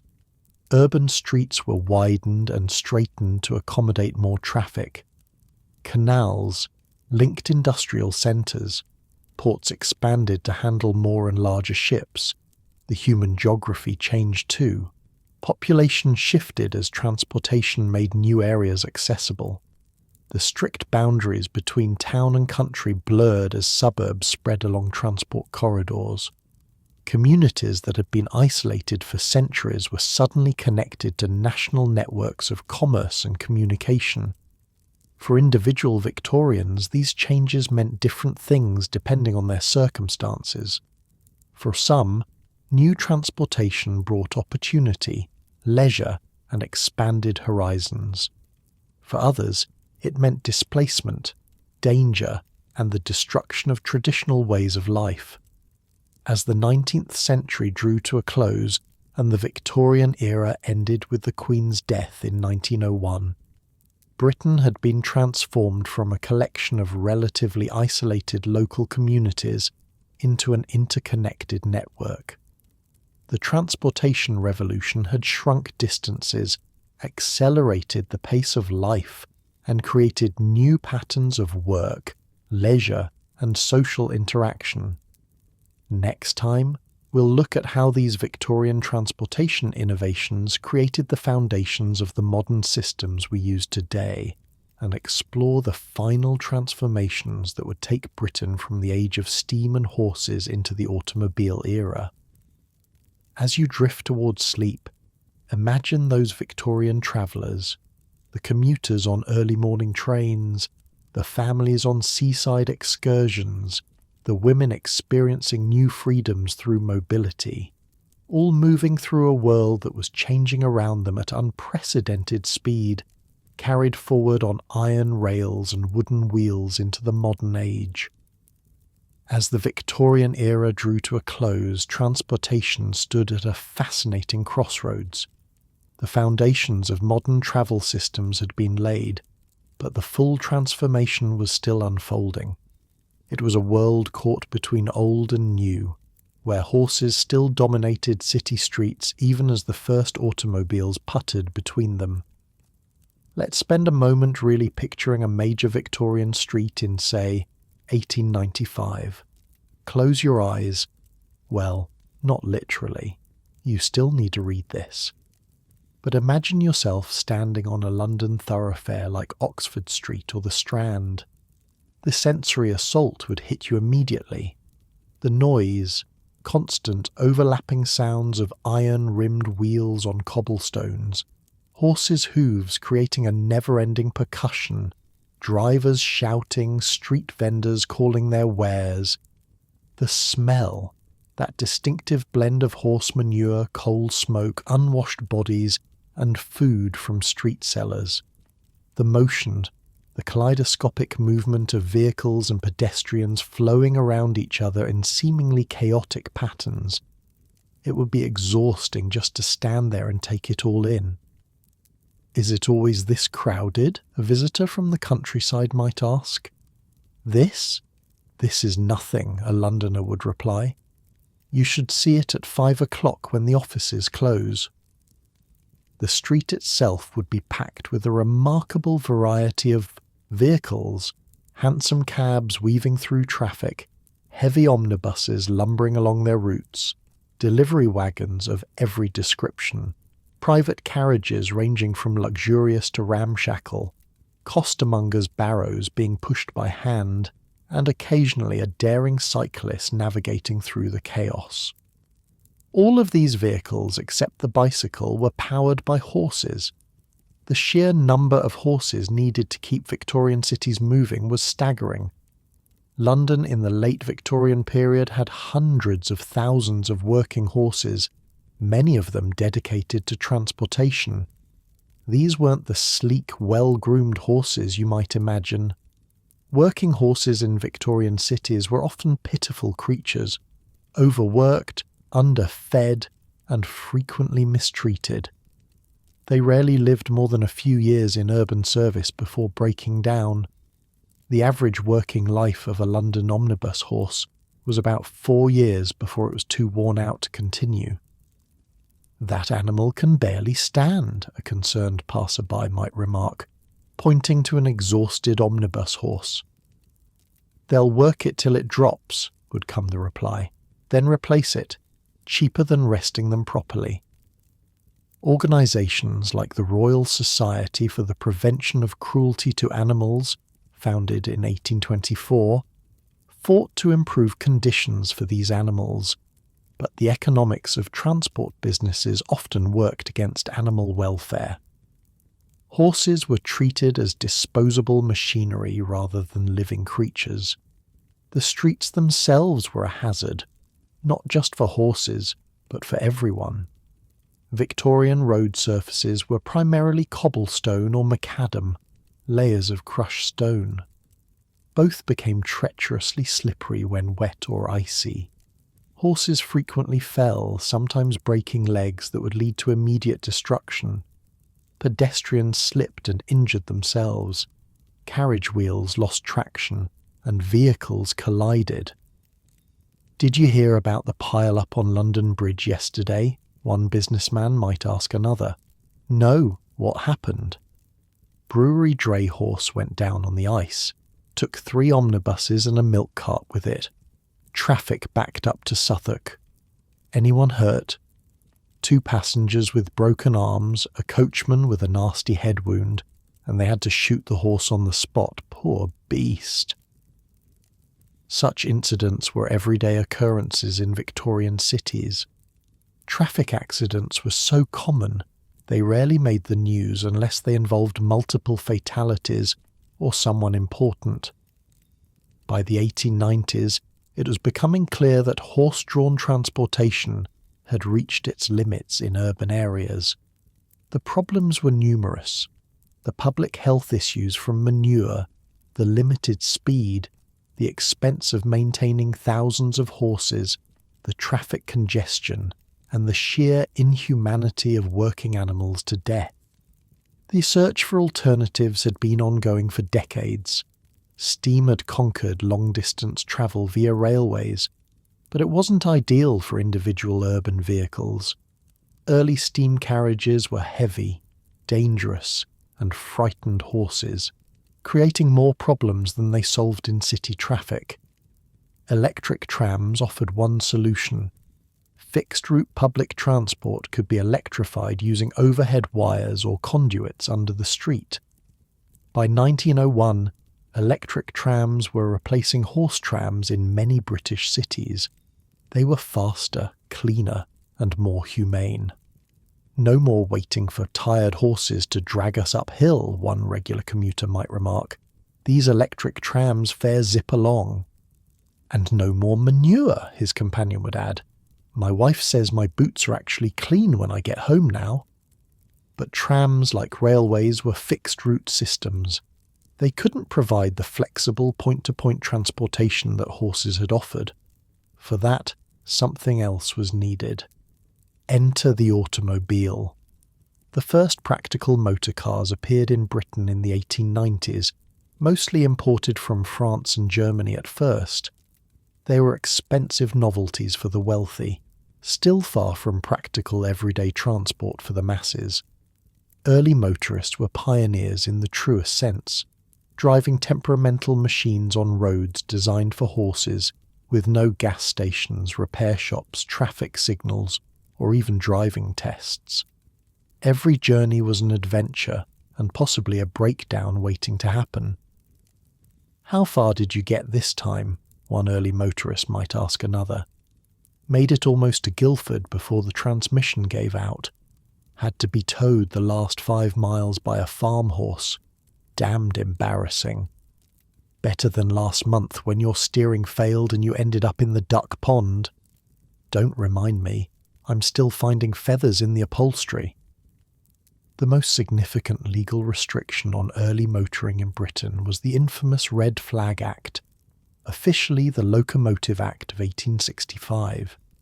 This law required that all self-propelled vehicles on public roads be accompanied by a crew of 3, observe a speed limit of 4 ms in the country and 2 ms in towns, be preceded by a man on foot carrying a red flag to warn of the vehicle's approach. Imagine trying to travel any distance when you couldn't go faster than a walking pace and needed to pay 3 people, driver, stoker, engineer and flag person, to operate the vehicle. It effectively killed the development of road automobiles in Britain for decades. "The French and Germans race ahead while we crawl behind a red flag," one inventor complained. "Britain will be left behind in the dust." The restrictions were finally eased in 1896, raising the speed limit to a blistering 14 mph and removing the red flag requirement. To celebrate, motorists organised the first London to Brighton run, a drive that continues as a historic event to this day.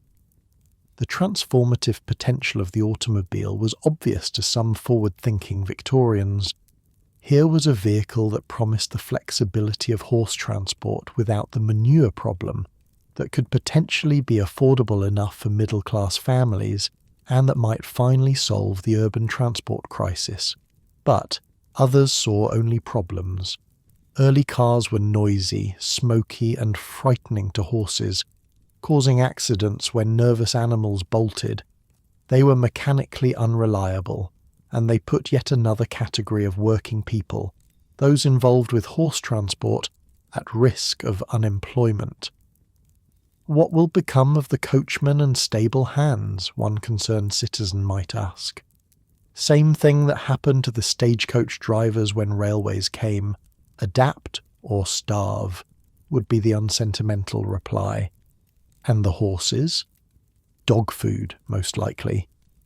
The transition would be neither quick nor smooth.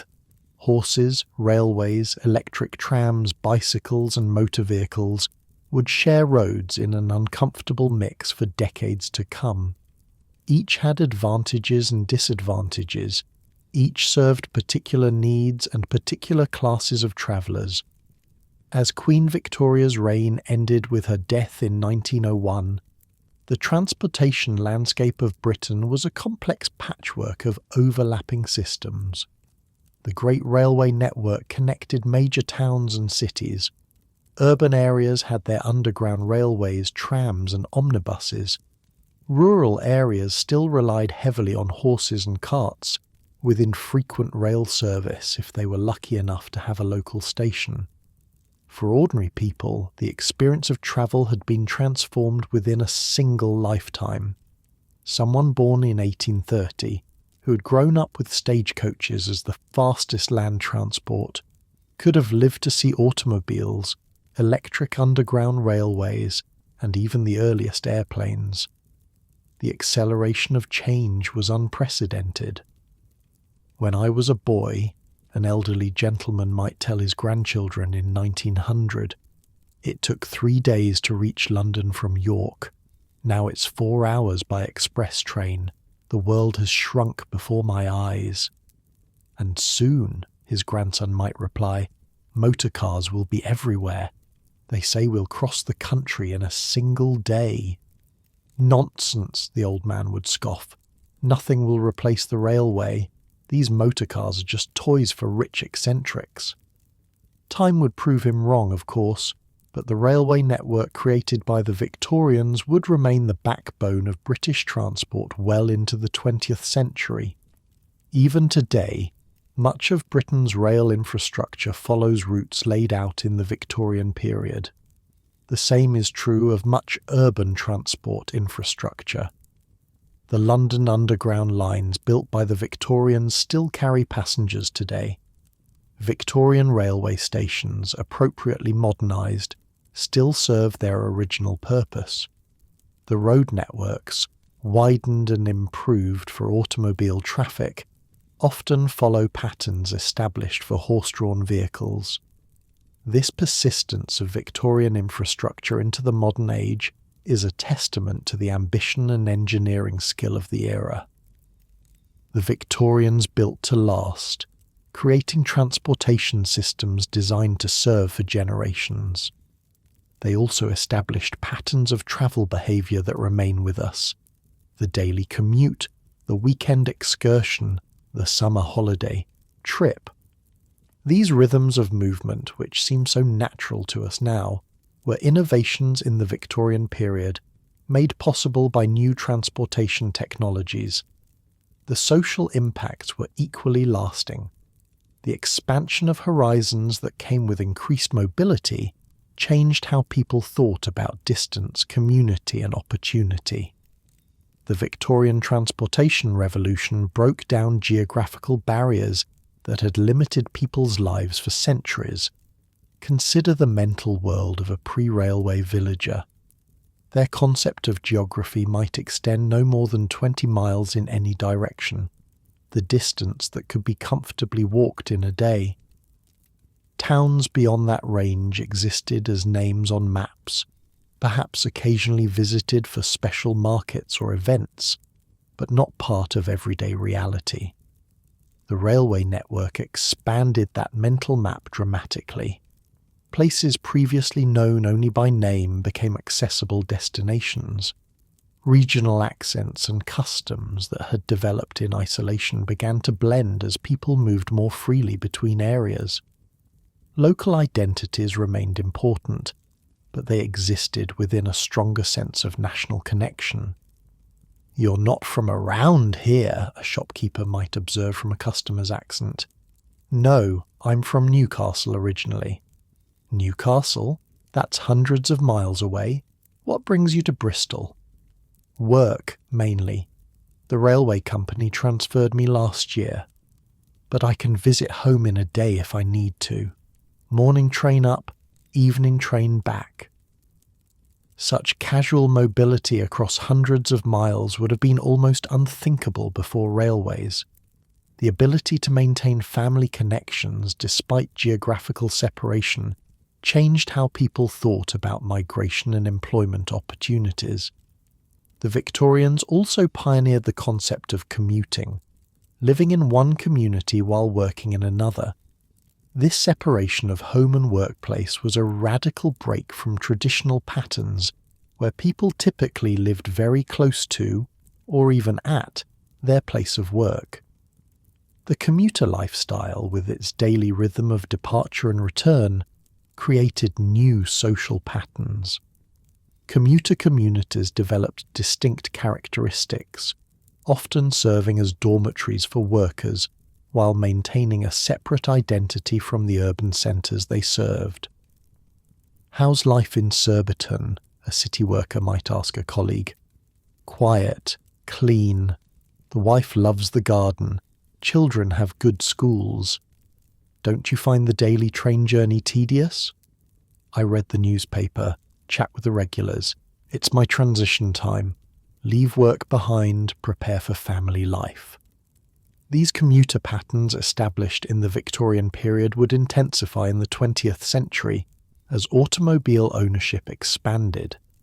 The suburbs would grow far beyond railway lines once cars provided flexible personal transportation. But the fundamental concept of living at a distance from one's workplace was a Victorian innovation. The physical infrastructure of transportation also transformed the appearance and function of towns and cities. Railway stations became new focal points, often replacing traditional market squares or high streets as centres of activity. Station approaches developed into commercial district with hotels, shops, and services catering to travellers. "Meet me under the clock at Paddington" became a common arrangement, establishing the great railway terminals as landmarks and meeting places. Towns fortunate enough to be on main railway lines prospered and grew. Those bypassed by the network often stagnated or declined. The pattern of development followed the iron rails, creating winners and losers in the Victorian transport lottery. "This used to be the main road to London," an innkeeper might lament standing in his empty tap room. 40 coaches a day stopped here. Now the railway's 10 miles away, and we're lucky to see 4 customers a week. "Why not move to the railway town," a traveller might suggest, "and compete with the new hotel built right outside the station? With what money? We're stuck here watching our livelihood die by inches." Such economic displacement was the dark side of transportation progress. New systems created new opportunities but often destroyed old ones in the process. The benefits and costs were rarely distributed equally. As you drift towards sleep in your comfortable bed, so far removed from the noise, smell and danger of Victorian streets, consider how their transportation revolution shaped the world we inhabit today. The commuter patterns, the weekend leisure trips, the summer holidays, the sprawling suburbs, all have their roots in Victorian innovations. Next time, we'll explore how these transportation changes affected different social classes and regions of Britain, from the industrial north to the rural south, from the urban poor to the rural aristocracy. The story of Victorian travel continues, with each mile of rail and road writing a new chapter in the nation's development. The transportation revolution didn't affect all Britons equally. Your experience of Victorian travel depended heavily on who you were, where you lived, and, most importantly, how much money you had. Let's explore how these different worlds of travel existed side by side in the same country. For the aristocracy and wealthy upper classes, travel was a remarkably comfortable affair. They moved through a carefully cushioned world, protected from the inconveniences that plagued ordinary travellers. Picture the Earl of Somewhere departing his London townhouse for a journey to his country estate. He doesn't worry about timetables or ticket prices. His staff handle all the tedious details. His valet has packed his trunks. His coachman has prepared his private carriage. His footman will ensure everything runs smoothly. "When will you require the carriage, my lord?" his butler might ask. "Have it ready at 10. We'll catch the 11:15 express from Paddington. Telegraph the estate to have the house ready by dinner. Time." "Very good, my lord. I've taken the liberty of reserving a private compartment for your journey." When the Earl travels by train, he doesn't mingle with the general public. Railway companies provided first-class waiting rooms, often lavishly appointed with fireplaces, comfortable furniture and attendants. Some major stations even had separate entrances and platforms for first-class passengers. Once aboard, the wealthy traveller enjoyed a level of comfort that would make modern business class look austere. The first-class compartments on premier routes featured upholstered seats, thick carpets, reading lamps, and even toilet facilities in later years. Refreshments could be ordered and served by attentive staff. For longer journeys, dining cars offered multi-course meals with white tablecloths and silver service. "The grouse is excellent today, Sir William," a dining car attendant might suggest. "Very well, and a bottle of the Bordeaux." "Certainly, sir, and for the lady." "My wife will have the salmon. She finds red meat difficult to digest while travelling." For the wealthiest travellers, even these accommodations might be insufficient. They could hire entire private carriages or special saloon cars for their exclusive use. The royal family and aristocracy often travelled in custom-built carriages designed to their personal specifications. When they reached their destination, the upper classes would be met by their own carriages or by hired conveyances arranged in advance. They never carried their own luggage or navigated unfamiliar streets. Their entire travel experience was a seamless progression from door to door, managed by an invisible army of servants and railway staff. For the growing middle classes, travel was comfortable, but required more personal management. A successful merchant or professional might travel first class on important business trips, but opt for second class for routine journeys. His wife might use second class when travelling alone, combining economy with propriety. "Will you take first class to Glasgow, sir?" a clerk might ask as his employer prepares for a business trip. "Yes, for myself, but second-class tickets will suffice for my assistants. We're not made of money." Middle-class families embraced the new mobility offered by improved transportation, particularly for leisure. The Victorian era saw the birth of tourism as we know it today, with Thomas Cook organising his first excursion in 1841, a one-day rail journey from Leicester to Loughborough for a temperance meeting. From these modest beginnings grew the concept of the package tour, with Cook and similar entrepreneurs arranging transportation, accommodation, and sightseeing for middle-class travellers. "Have you seen Cook's tour of the continent?" a doctor's wife might ask at a tea party. 3 weeks in France, Switzerland and Italy, all arrangements handled for 40 guineas. But is it quite proper? Travelling with strangers? Perfectly respectable. The Wilkinsons did it last summer and encountered a bishop's family in their tour group. they've engaged to marry their eldest daughter to the bishop's nephew. This emerging tourism created new patterns of leisure travel. The seaside holiday became a middle-class institution. Resorts like Scarborough, Bournemouth and Torquay developed specifically to cater to this market, with promenades, pleasure piers and respectable entertainments. The aspirational middle classes used transportation choices as markers of status, taking the right class of railway carriage, summoning the right type of cab, or promenading on the fashionable routes at the correct times were all ways of demonstrating one's place in society. "We always take first class to Brighton," a banker's wife might boast to her friends. "For the whole family? How extravagant," another replies, impressed but slightly disapproving. "Well, not for the nursemaid, of course. She travels third class with the children's luggage." For the lower middle classes, clerks, shopkeepers, skilled artisans, transportation was a more carefully budgeted concern. They might stretch to second-class tickets for special occasions, but generally travelled third class.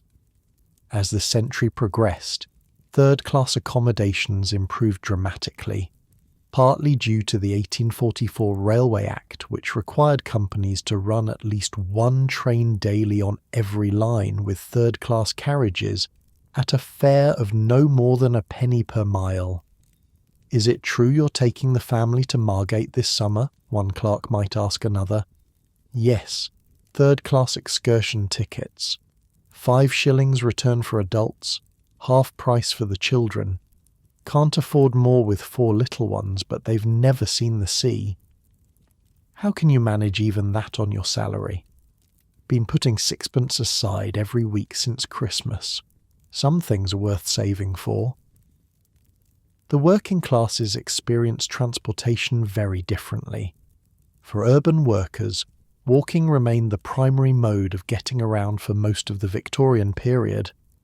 A labourer might walk several miles each way to and from work every day.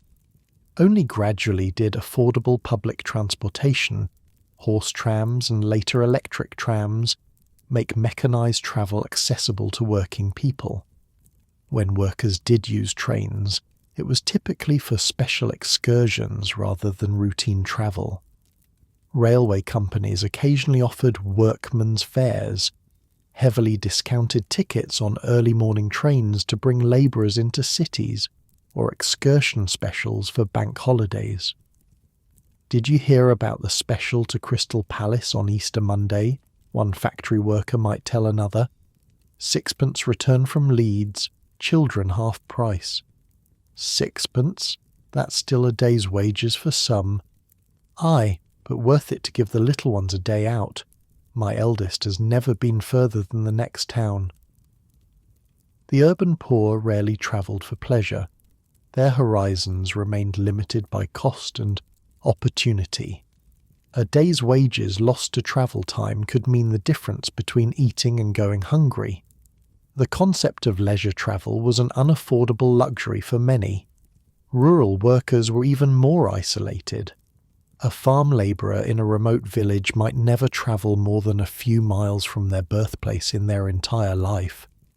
Even if there was a railway station within walking distance, the cost of tickets was prohibitive on agricultural wages. "Have you ever been to London?" a visitor might ask a village elder. "London? What would I want there? Never been further than Market Town, and that's far enough. Don't hold with gadding about." Behind the words perhaps lay a fear of the unknown and the economic reality that such travel was simply impossible on 15 shillings a week. For both urban and rural poor, major life events might be the only justification for significant travel.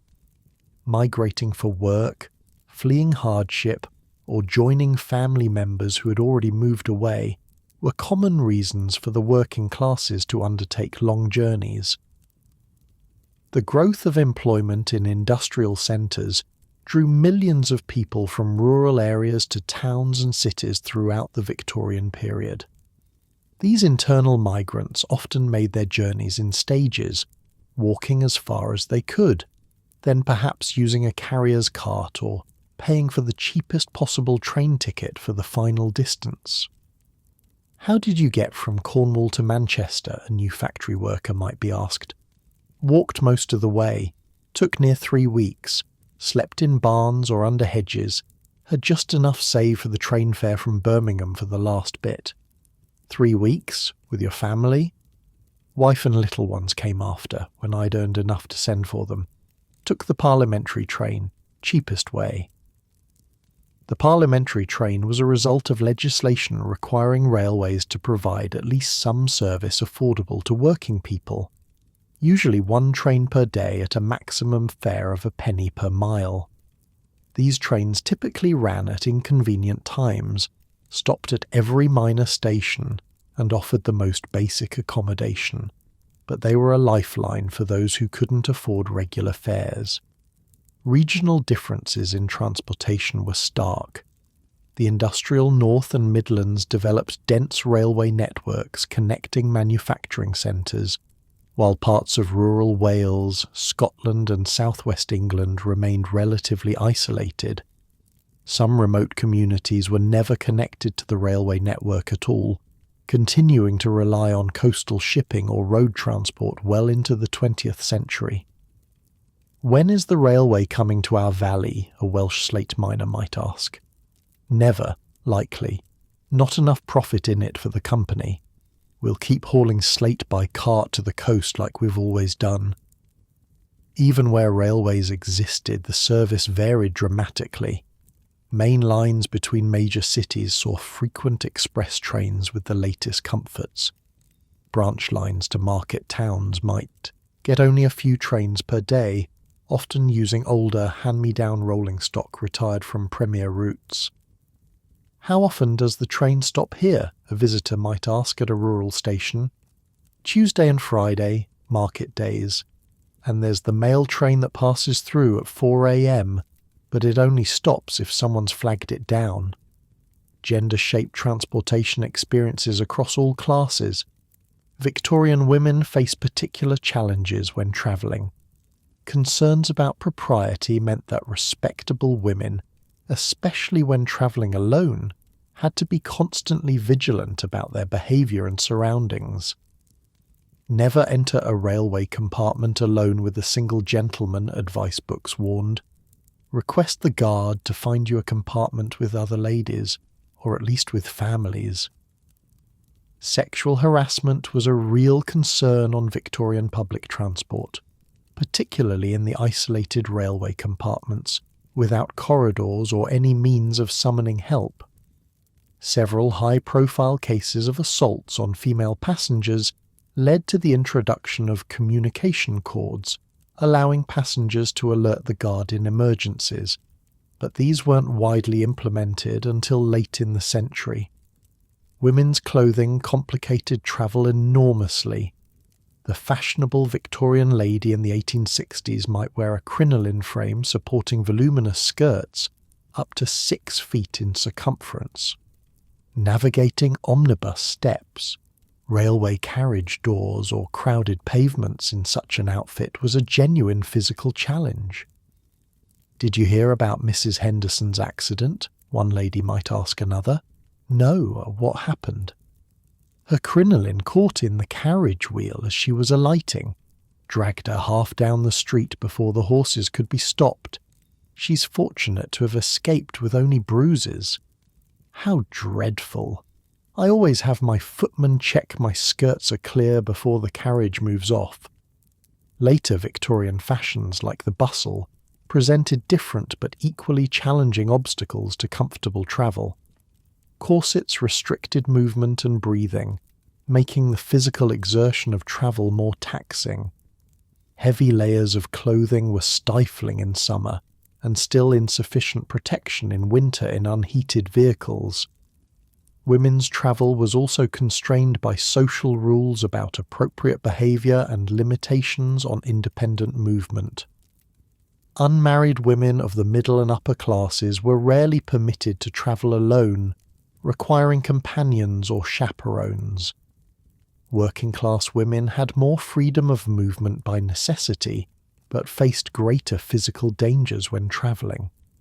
For those with disabilities, Victorian travel presented nearly insurmountable barriers. No accommodations were made for wheelchair users. People with mobility impairments had to navigate steep steps, narrow doors, and crowded vehicles. The blind, deaf, and those with other disabilities travelled only with considerable assistance, or not at all. "My brother hasn't left the house in 15 years, one woman might confide to another. "Is he very ill?" "No, but his legs were crushed in a factory accident. He can't manage the stairs, let alone travel on public conveyances. The world outside might as well not exist for him now." Children's experience of travel varied dramatically by class. Upper and middle-class children might travel extensively with their families or be sent alone on trains to boarding schools from a young age, entrusted to the care of guards and porters. "Young master's first time travelling alone," a mother might tell the guard, pressing a coin into his hand. "He's to be met at Rugby Station by the school. Don't you worry, Mum. I'll keep an eye on him. Been taking young gentlemen to school for 20 years now." Working-class children rarely travelled except when the entire family migrated for work. Their experience of transportation was often limited to walking or perhaps occasional rides on horse trams. For many poor children, even a journey to the next town was an unimaginable adventure. The elderly faced their own challenges in the Victorian transportation system. No concessions were made for age. The same steep steps, crowded platforms, and exposure to weather had to be navigated by 80-year-olds as by 20-year-olds. For many elderly people, especially those with limited means, the difficulties of travel led to increasing isolation as they aged. "When did you last visit your daughter in Leeds?" a neighbour might ask an elderly widow. 5 years now. Can't manage the journey anymore. My joints won't take the railway station steps and I can't afford a cab at both ends." "Does she not come to you?" "She's in service. Gets 1 half-day off a month. Can hardly spend it travelling." The physical challenges of Victorian travel affected everyone but fell most heavily on the vulnerable. Traffic accidents, platform falls, and injuries while boarding or alighting from vehicles were everyday occurrences. Without modern safety standards or accessibility requirements, the transportation system was designed for the young, able-bodied, and preferably affluent. Despite these difficulties, the Victorian transportation revolution gradually expanded horizons for all classes. By the end of the era, even working people could occasionally experience the freedom of movement that had once been the exclusive privilege of the wealthy. Bank holidays, established in 1871, gave workers guaranteed days off, and many used these for excursions. Railway companies offered special fares for these holidays, making day trips affordable even on modest incomes. The concept of leisure travel as a mass activity, rather than an elite privilege, was taking root. "Where's everyone going?" a visitor to London might ask, seeing crowds flooding into railway stations on an August bank holiday. Southend, Margate, Brighton, anywhere with a beach. Half the city empties out on days like this. They'll be back tonight, sunburnt and happy, having spent a day by the sea. All those people can afford such trips. Special excursion fares, and they save all year for these holidays, might be the only day out they get. For the poorest, transportation improvements eventually offered the hope of escape from desperate circumstances. Emigration to colonies like Australia, New Zealand and Canada became possible with cheaper steamship passages. While still a significant investment for a working family, the cost gradually decreased to the point where it was an achievable dream rather than an impossible fantasy. "We're sailing next month," a factory worker might tell his neighbours. "Got assisted passages to Melbourne. Government there wants skilled workers." "How can you afford it with 5 children?" "Sold everything we own, and the wife's been taking in washing at night for 2 years. Every penny saved. It's our only chance for something better." Millions made such journeys, leaving Britain for new lives overseas. The same transportation revolution that connected the nation also facilitated this massive population movement. Between 1815 and 1914, around 15 million people emigrated from Britain, a staggering number given the total population was only about 36 million in 1900. As the Victorian era ended with the Queen's death in 1901, the transportation landscape had been transformed beyond recognition from the beginning of her reign in 1837. Yet the revolution was far from complete. The full impact of motor vehicles, electric trams and underground railways was still unfolding. The next generation would see even more dramatic changes, but the foundations had been laid. The core railway network was largely complete. Major urban centres had public transportation systems. The legal and regulatory frameworks for managing modern transport were taking shape. The patterns of commuting, tourism and leisure travel were established. The Victorian legacy in transportation was complex, simultaneously liberating and constraining, progressive and conservative, inclusive and exclusive. It reflected the contradictions of the age itself, with its combination of unprecedented technological innovation and rigid social hierarchies. For the traveller resting in a railway compartment as the 19th century drew to a close, looking out at the transformed landscape rushing by, the future direction of travel was becoming clear. The next century would build on Victorian foundations but take transportation in new directions. Faster, more democratic, and increasingly dominated by the motor car rather than the railway. As your eyes grow heavy in your comfortable modern bed, so different from the jolting Victorian railway carriage or swaying omnibus, consider how their transportation revolution shaped the world we inhabit. The commuter patterns, the weekend leisure trips, the summer holidays, all have their roots in Victorian innovations. Next time, we'll explore how the seeds planted in the Victorian era grew into the modern transportation systems of the 20th century, and how the end of the horse era transformed urban environments in ways both expected and surprising. The dawn of the 20th century marked not just the end of Queen Victoria's reign, but the beginning of a transportation transformation that would build directly on Victorian foundations while taking mobility in radical new directions. The seeds planted during those 6 decades of Victorian innovation were about to bloom in ways both expected and surprising. One of the most dramatic changes was the rapid disappearance of the horse from urban transportation.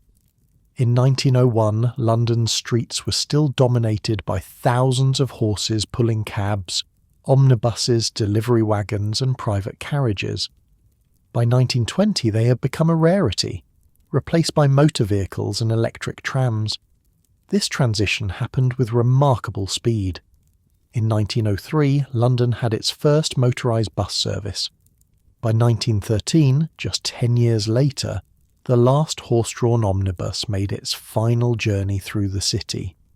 A transportation method that had dominated for centuries vanished in a single decade. "Look at that," an elderly Londoner might remark in 1913, watching the ceremonial last journey of a horse omnibus. "Never thought I'd see the day.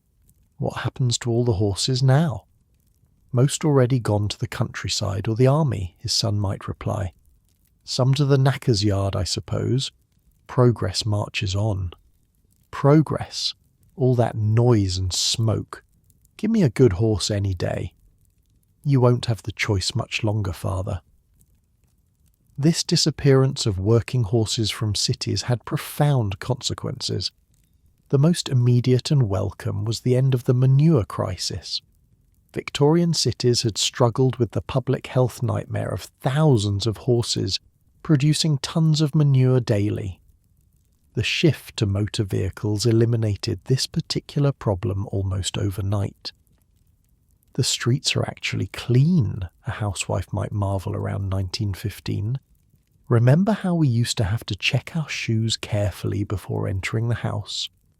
And the flies in summer, her husband would add. Thousands of them breeding in the manure piles. Don't miss that at all. Still don't care for the smell of petrol and exhaust, though. Better than horse dung, my dear, and at least it doesn't stick to your boots. The urban landscape changed in other ways too. Stables, mews, and carriage houses became redundant. Horse troughs and hitching posts disappeared from streets. Blacksmiths and harness makers found their trades suddenly obsolete. Fodder merchants and ostlers had to find new occupations. The skills needed to maintain a horse-based transportation system, accumulated over centuries, became irrelevant within a generation. Knowledge about horse breeding, training and care, expertise in carriage design and harness making, the complex logistics of feeding, stabling and managing thousands of animals in an urban environment, all faded into unnecessary history. What will you do now? A former stable hand might be asked as the last horses were led away. Motor garage offered me work. Said I know about transportation, just need to learn the new machines. Not sure I want to, though. Horses you can talk to. These motor engines just belch smoke and make a racket. For many workers in horse-related trades, the transition proved difficult. They had to adapt quickly or face unemployment.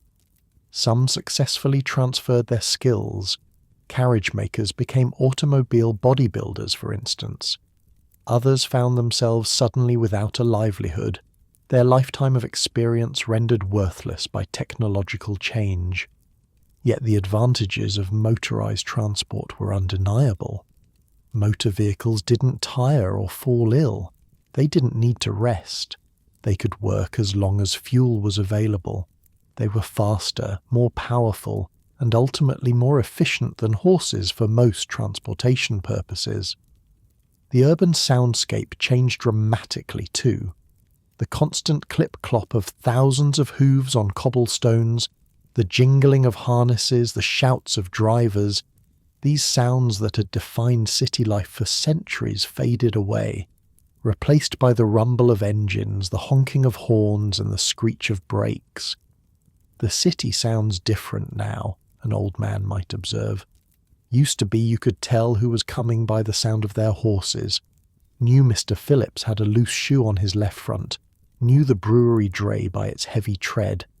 Now it's all the same mechanical growl. You're just getting nostalgic in your old age, his daughter might tease.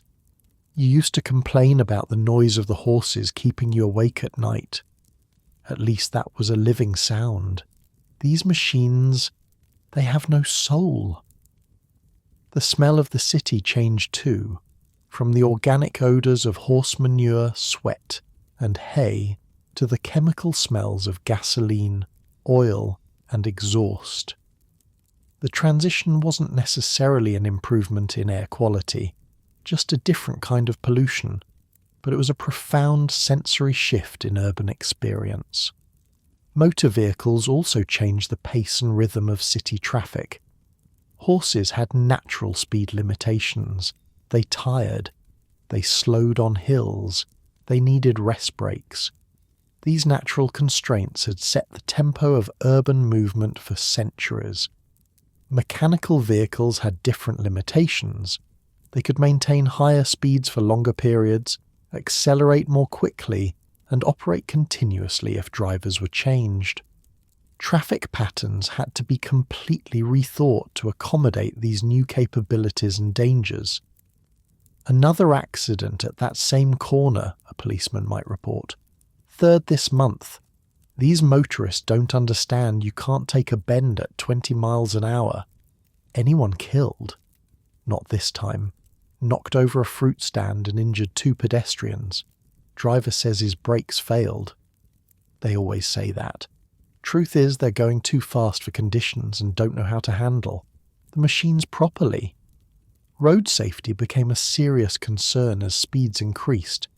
Victorian traffic, for all its chaos, had operated at a pace where serious accidents, though common, were often survivable. A pedestrian hit by a horse or a slow-moving carriage might escape with injuries. The same pedestrian hit by a motor car at 20 miles per hour faced much worse odds. The first driving tests were not introduced in Britain until 1935, so the early decades of motoring saw essentially untrained drivers operating increasingly powerful vehicles on roads designed for horse traffic. The results were predictably lethal. Traffic fatalities rose steadily as motor vehicles became more common. New road rules and signals had to be developed to manage motorized traffic. The first electric traffic light in Britain was installed in London in 1926. Road markings, traffic signs, speed limits, and other regulatory tools we now take for granted were innovations developed in response to the new dangers of motor vehicles. Meanwhile, the railways that had defined Victorian transportation entered a period of consolidation rather than expansion. The main network was largely complete by 1900. The Railways Act of 1921 amalgamated the numerous private railway companies into 4 major companies, the Big Four of the London, Midland and Scottish Railway, LMS, the London and North Eastern Railway, LENA, the Great Western Railway, GWR, and the Southern Railway, SR. This consolidation brought greater standardization and efficiency, but didn't fundamentally change the passenger experience. Railway travel in the 1920s would have been recognizable to a Victorian traveller, with improvements in comfort and speed but the same basic service patterns. My grandfather took this same journey in 1870, a passenger might remark in 1920. Said it took 3 hours then. We'll do it in just under 2 today. Progress, eh? Though I hear they've actually reduced services on some branch lines. Not enough profit in them, apparently. This was the beginning of a pattern that would intensify later. As road transport improved, railway companies focused increasingly on profitable main lines and reduced service to smaller communities. The comprehensive network that the Victorians had built began a slow contraction that would accelerate after World War II. Urban public transportation, however, continued to develop and expand on Victorian foundations. Electric trams, first introduced in the late Victorian period, became the dominant form of urban transit in the early 20th century. By 1920, nearly every major British city had an extensive tram network. London's underground system, begun by the Victorians, expanded significantly with new lines and electrification. The deep-level tube lines that the Victorians had pioneered with the City and South London Railway were joined by similar lines: the Central London Railway, 1900, the Piccadilly, 1906, and the Northern, 1907, among others. It's remarkable, a visitor to London might observe in the 1920s. You can cross the entire city without ever seeing daylight. Some people do exactly that. Live in suburbs, work in the city, travel entirely underground. My cousin says he once went 3 days in winter without seeing the sun, left for work in darkness, spent all day in an office, travelled by underground, and returned home after sunset. Sounds rather grim. Efficient, though, and warmer than waiting for buses in the rain. The electrification of these underground railways eliminated the smoke problem that had plagued the early steam-operated lines. The passenger environment improved dramatically. though the crowds and noise remain challenging, especially during rush hours. This growth of urban public transport created new patterns of suburban development. Electric trams and underground railways could move large numbers of people quickly between residential areas and workplaces. Housing developments specifically designed around transit stops, early examples of what we now call transit-oriented development, sprang up around London and other cities. "Why did you choose Golders Green?" one commuter might ask another on the Northern Line in the 1920s. "Direct tube line to my office in the city, 25 minutes door to door. Couldn't afford anything closer, and the air's cleaner out there for the children. You should see the gardens some of the houses have. Any shops, cinemas, that sort of thing. All developing around the station. Wasn't much there 5 years ago, but now it's quite civilized. Amazing what a railway station can do for a neighborhood." These transit-based suburbs created a new kind of urban geography.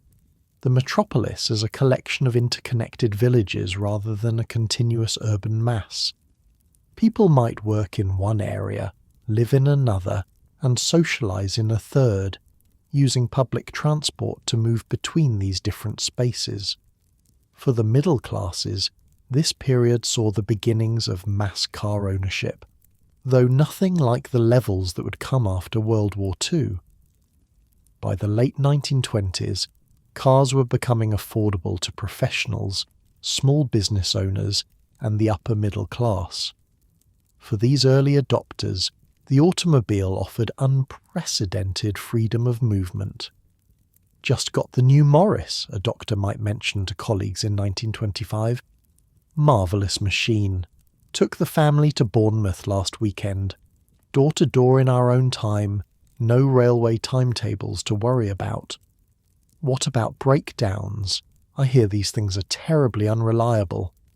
Had a puncture on the way back, fixed it myself in half an hour. Bit of grease on the suit, but small price to pay for the convenience." This private mobility changed leisure patterns.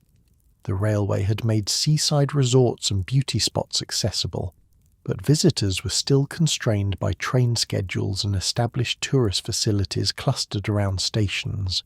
The car allowed people to explore more remote areas and travel on their own schedules. New kinds of tourist facilities developed to serve these motorists: roadside cafes, motels, viewing spots with parking areas. The relationship between transportation and landscape changed as roads, rather than railway lines, became the primary arteries of movement and visibility. For the working classes, bicycles remained the most accessible form of private transport. Mass production had made bicycles increasingly affordable, and they offered significant mobility advantages without the costs of motorized transport. By the 1920s, the bicycle was firmly established as the working person's vehicle. "Got a new bike on the instalment plan," a factory worker might tell his mates proudly. 3 shillings a week for a year. Worth every penny. Saves me 6pence a day in tram fares, and I'm not stuck waiting when I work late. What about when it rains? Get wet. Still better than standing around for half an hour waiting for a tram that's already full. The growing accessibility of bicycles particularly benefited working women, continuing the emancipatory effect that had begun in the Victorian period. A woman with a bicycle had independent mobility that allowed for greater employment options, social connections, and leisure activities. For rural areas, the transportation revolution came more slowly. Many villages remained poorly served by public transport well into the 20th century. The motor bus gradually replaced or supplemented railway services, reaching communities that had never had rail connections. But frequency remained limited, and rural residents often had to plan their lives around sparse transportation schedules. "Bus comes on Tuesday and Friday," a village shopkeeper might explain to a visitor. "Market days, If you need to go to town any other day, you're out of luck unless you know someone with a car. What about emergencies? Medical problems? Doctor visits once a week. Anything serious, someone has to cycle 8 miles to the next village with a telephone to call an ambulance. Been that way for years. This rural isolation would persist until mass car ownership after World War II finally brought personal mobility to most of the population. Until then, the transportation inequality between urban and rural areas that had begun in the Victorian period continued and in some ways intensified. The class divisions in transportation also persisted, though in evolving forms. The wealthy now had chauffeur-driven cars rather than carriages. The middle classes had their own cars or used first-class rail services. The working classes relied on public transport, bicycles, or simply walking. The basic hierarchy remained intact, just with updated technologies. By the 1930s, the foundations of modern transportation were firmly established. The motor vehicle had displaced the horse. Public transport networks served urban areas. The railway system connected major population centres. Civil aviation was in its infancy but growing. The basic elements of the 20th century transportation landscape were in place, building directly on Victorian innovations while taking them in new directions. The Victorian legacy in transportation was profound and enduring. The physical infrastructure they created, railway lines, stations, bridges, tunnels, remained in use for generations, much of it still functioning today. The organisational systems they developed, timetables, tickets, traffic regulations, evolved but persisted in recognisable forms. Most importantly, the social and cultural patterns established in the Victorian period, commuting, tourism, the weekend break, the summer holiday, became fundamental to modern life. These weren't just ways of moving, they were ways of living that shaped communities, families, and individual experiences. As you drift further towards sleep, think about how these Victorian innovations still echo in your own life, in the commute you might make each day, in the weekend trips to the coast or countryside, in the summer holidays to distant places. We still move through patterns they established, along routes they surveyed, with expectations of mobility they created. Next time, we'll complete our journey through Victorian travel by looking at the lasting legacy of their transportation revolution, not just in physical infrastructure but in how it fundamentally changed the way people understood distance, time, opportunity, and community. We'll see how the world they set in motion continues to shape our lives today, and what lessons their experience might offer for our own transportation challenges. The Victorian transportation revolution wasn't just about getting from place to place more quickly.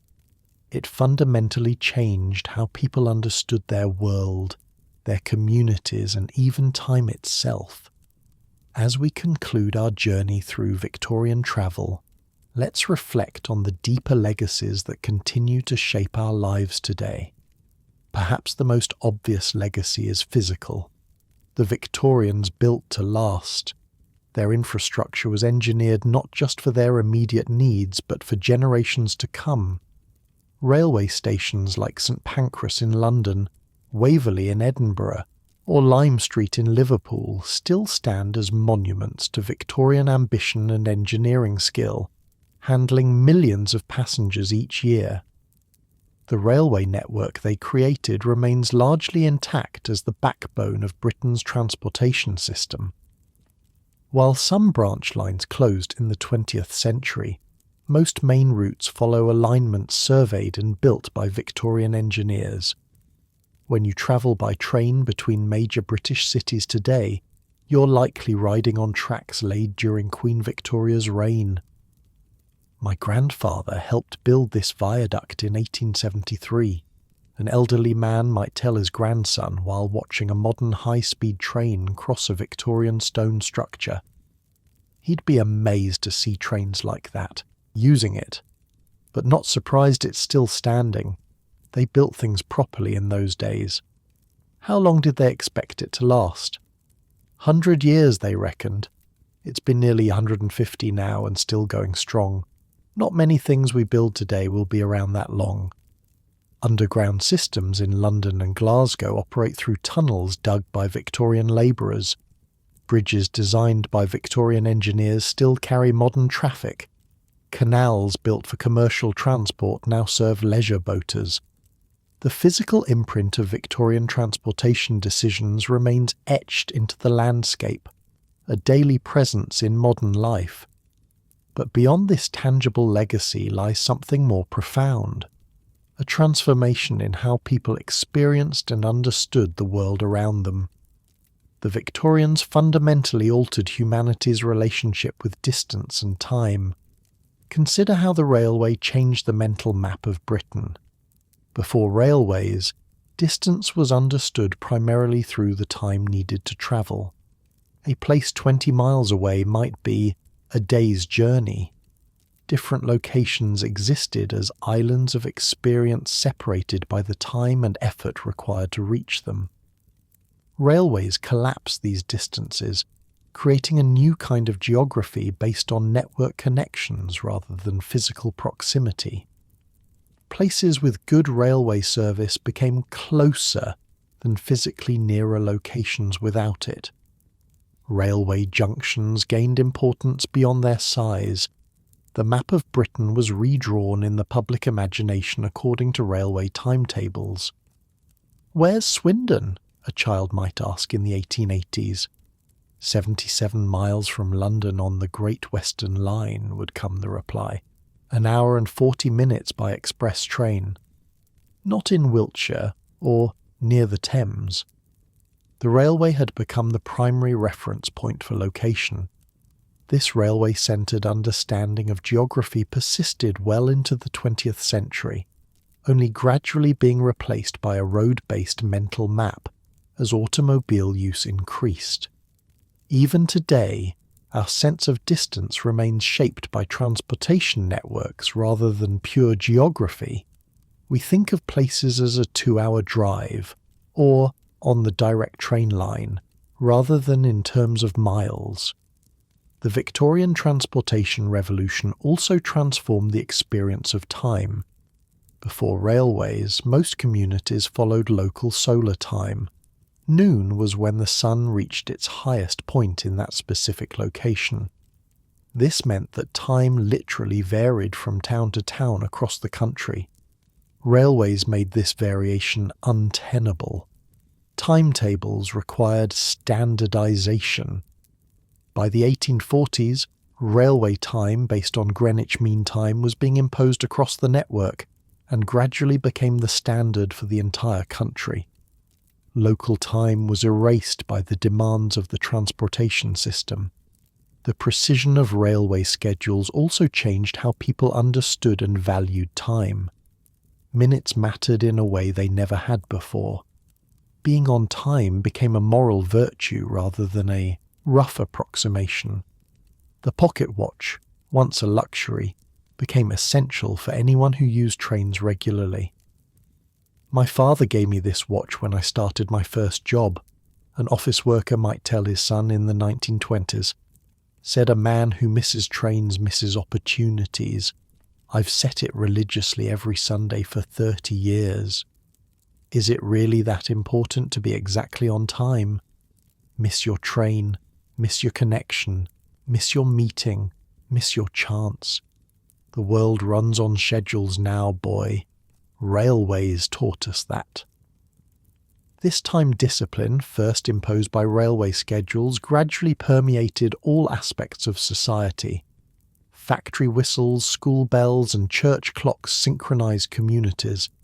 Time became something to be saved, spent, or wasted, a commodity rather than simply the passage of day into night. Even our understanding of speed was transformed. Before mechanical transportation, the fastest human experience was galloping on horseback, perhaps 25 or 30 mph at maximum, and sustainable only for short bursts. Railways suddenly exposed ordinary people to sustained speeds of 60 mph or more, a physically novel sensation that many found disorienting or even frightening at first. I couldn't look out the window, one elderly woman might recall of her first train journey in the 1840s. The speed made me dizzy, everything rushing past in a blur, quite terrifying. Now my grandchildren think nothing of it. They've grown up with speed. This acclimatization to speed and acceleration became part of modern consciousness. What seemed dangerously fast to the early Victorians became normally, even tediously slow to later generations. Our perception of appropriate speed has been continuously recalibrated by each new transportation technology. The Victorian transportation revolution also reshaped the social landscape. New patterns of settlement emerged along transportation corridors.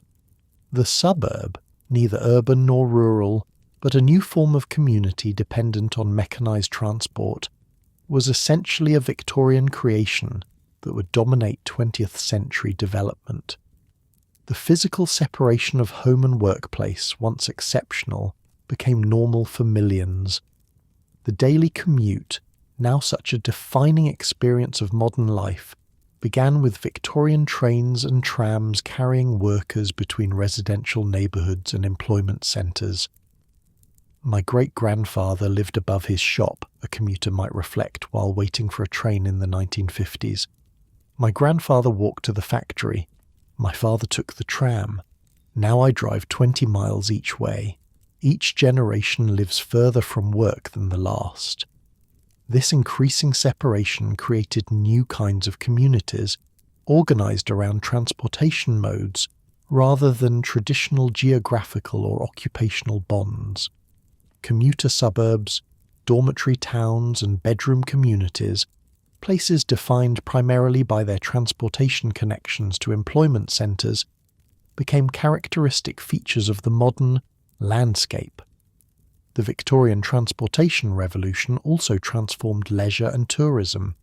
The concept of the weekend excursion, the day trip to the coast, or the summer holiday away from home, all now fundamental parts of modern life, were Victorian innovations made possible by improved transportation. Places that had been remote, exclusive retreats for the wealthy became accessible to the middle and eventually working classes. The democratization of travel, though far from complete in the Victorian period, laid the foundations for the mass tourism of the 20th century. My parents never saw the sea until they were in their 40s. A factory worker might tell his children on a seaside holiday in the 1920s. My grandparents never saw it at all. But you've been coming here every summer since you were babies. That's progress. The environmental impact of Victorian transportation choices also left a lasting legacy. The decision to build a coal-powered railway network committed Britain to a particular energy path, with environmental consequences that would take generations to fully understand and address. The transition from horse to motor vehicle, which began in the late Victorian period, solved the immediate pollution problems of manure-filled streets, but created new challenges of air quality, noise, and eventually climate impact that we're still grappling with today. When they got rid of the horses, everyone thought the cities would be cleaner, an environmental campaigner might observe in the 1970s. In some ways they were, but we just exchanged one kind of pollution for another, less visible, but ultimately more damaging. These transitions between transportation systems offer valuable lessons for our contemporary challenges. The Victorians navigated a major shift from horse-powered to steam-powered mobility, and then began the transition to electric and internal combustion engines. They experienced the disruption, resistance, an eventual adaptation that accompanies technological transformation. Their experience reminds us that transportation revolutions are never just technical changes.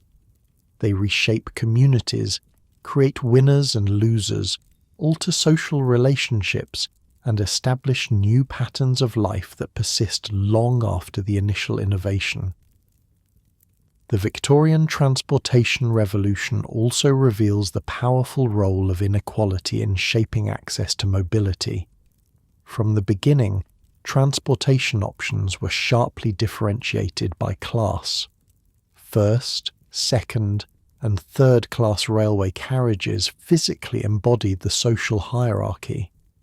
Private carriages, cabs, omnibuses, and walking represented a descending scale of status and comfort.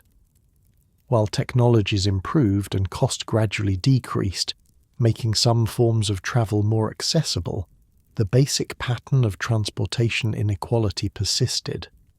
New technologies often initially widen mobility gaps before eventually narrowing them. "My employer has a motor car," a housemaid might observe in 1910. "Goes wherever he pleases, whenever he wants. I save all year for one railway excursion to see my parents. That's the difference between us." "Things are improving, though," her friend might reply. "My father says when he was a boy, ordinary people never travelled at all. At least we have the chance sometimes." This pattern of initial exclusivity followed by gradual democratization has characterized most transportation innovations. The railway, the bicycle, the automobile. Each began as a luxury for the privileged before becoming accessible to broader segments of society. Yet true transportation equity has remained elusive. Even today, mobility options correlate strongly with economic status. The Victorian foundation of class-differentiated transport has evolved but never entirely disappeared.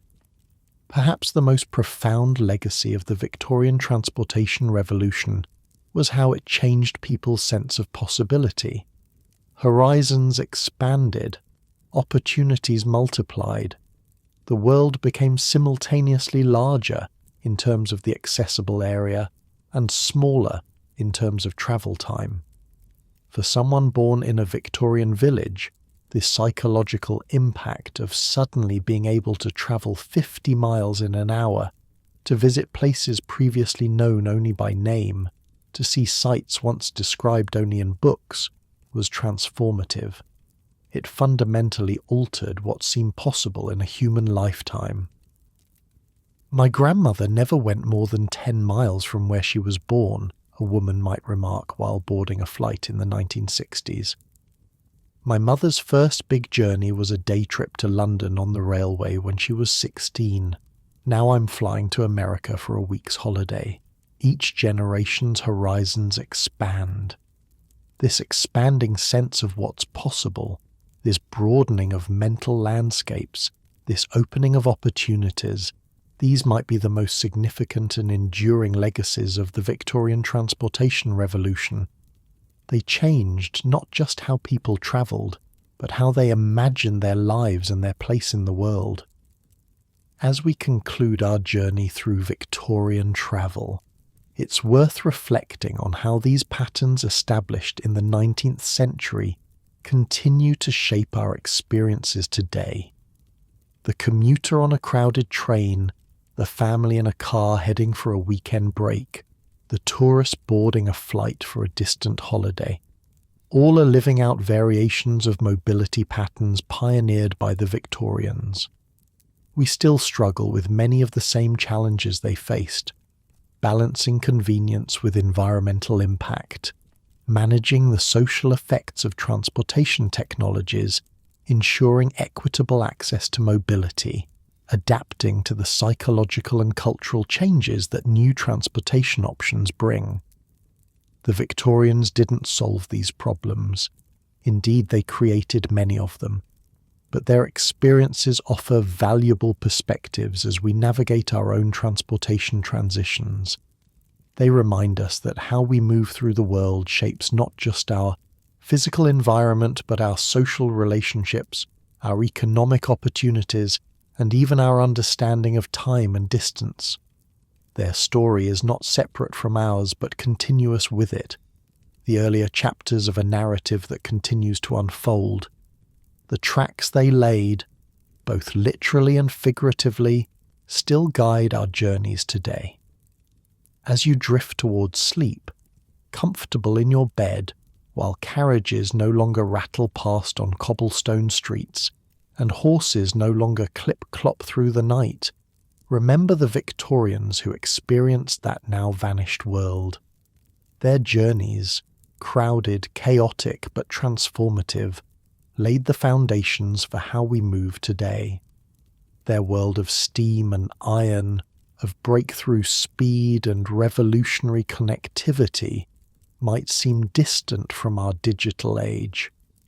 But when you next board a train, catch a bus, or navigate a busy station, you're participating in systems and patterns they pioneered, moving through spaces they designed, following pathways they established. The story of Victorian travel is our story too, earlier pages in a continuing narrative of human mobility, connection, and change. Their journeys were our beginning, and we travel still on roads they helped to build. Let that thought carry you gently into dreams, perhaps of steam trains crossing viaducts, of paddle steamers on misty rivers, of bicyclists finding new freedom on country lanes, of a world being remade by the simple, profound ability to move more quickly from one place to another. Rest now, as the wheels of imagination turn more slowly.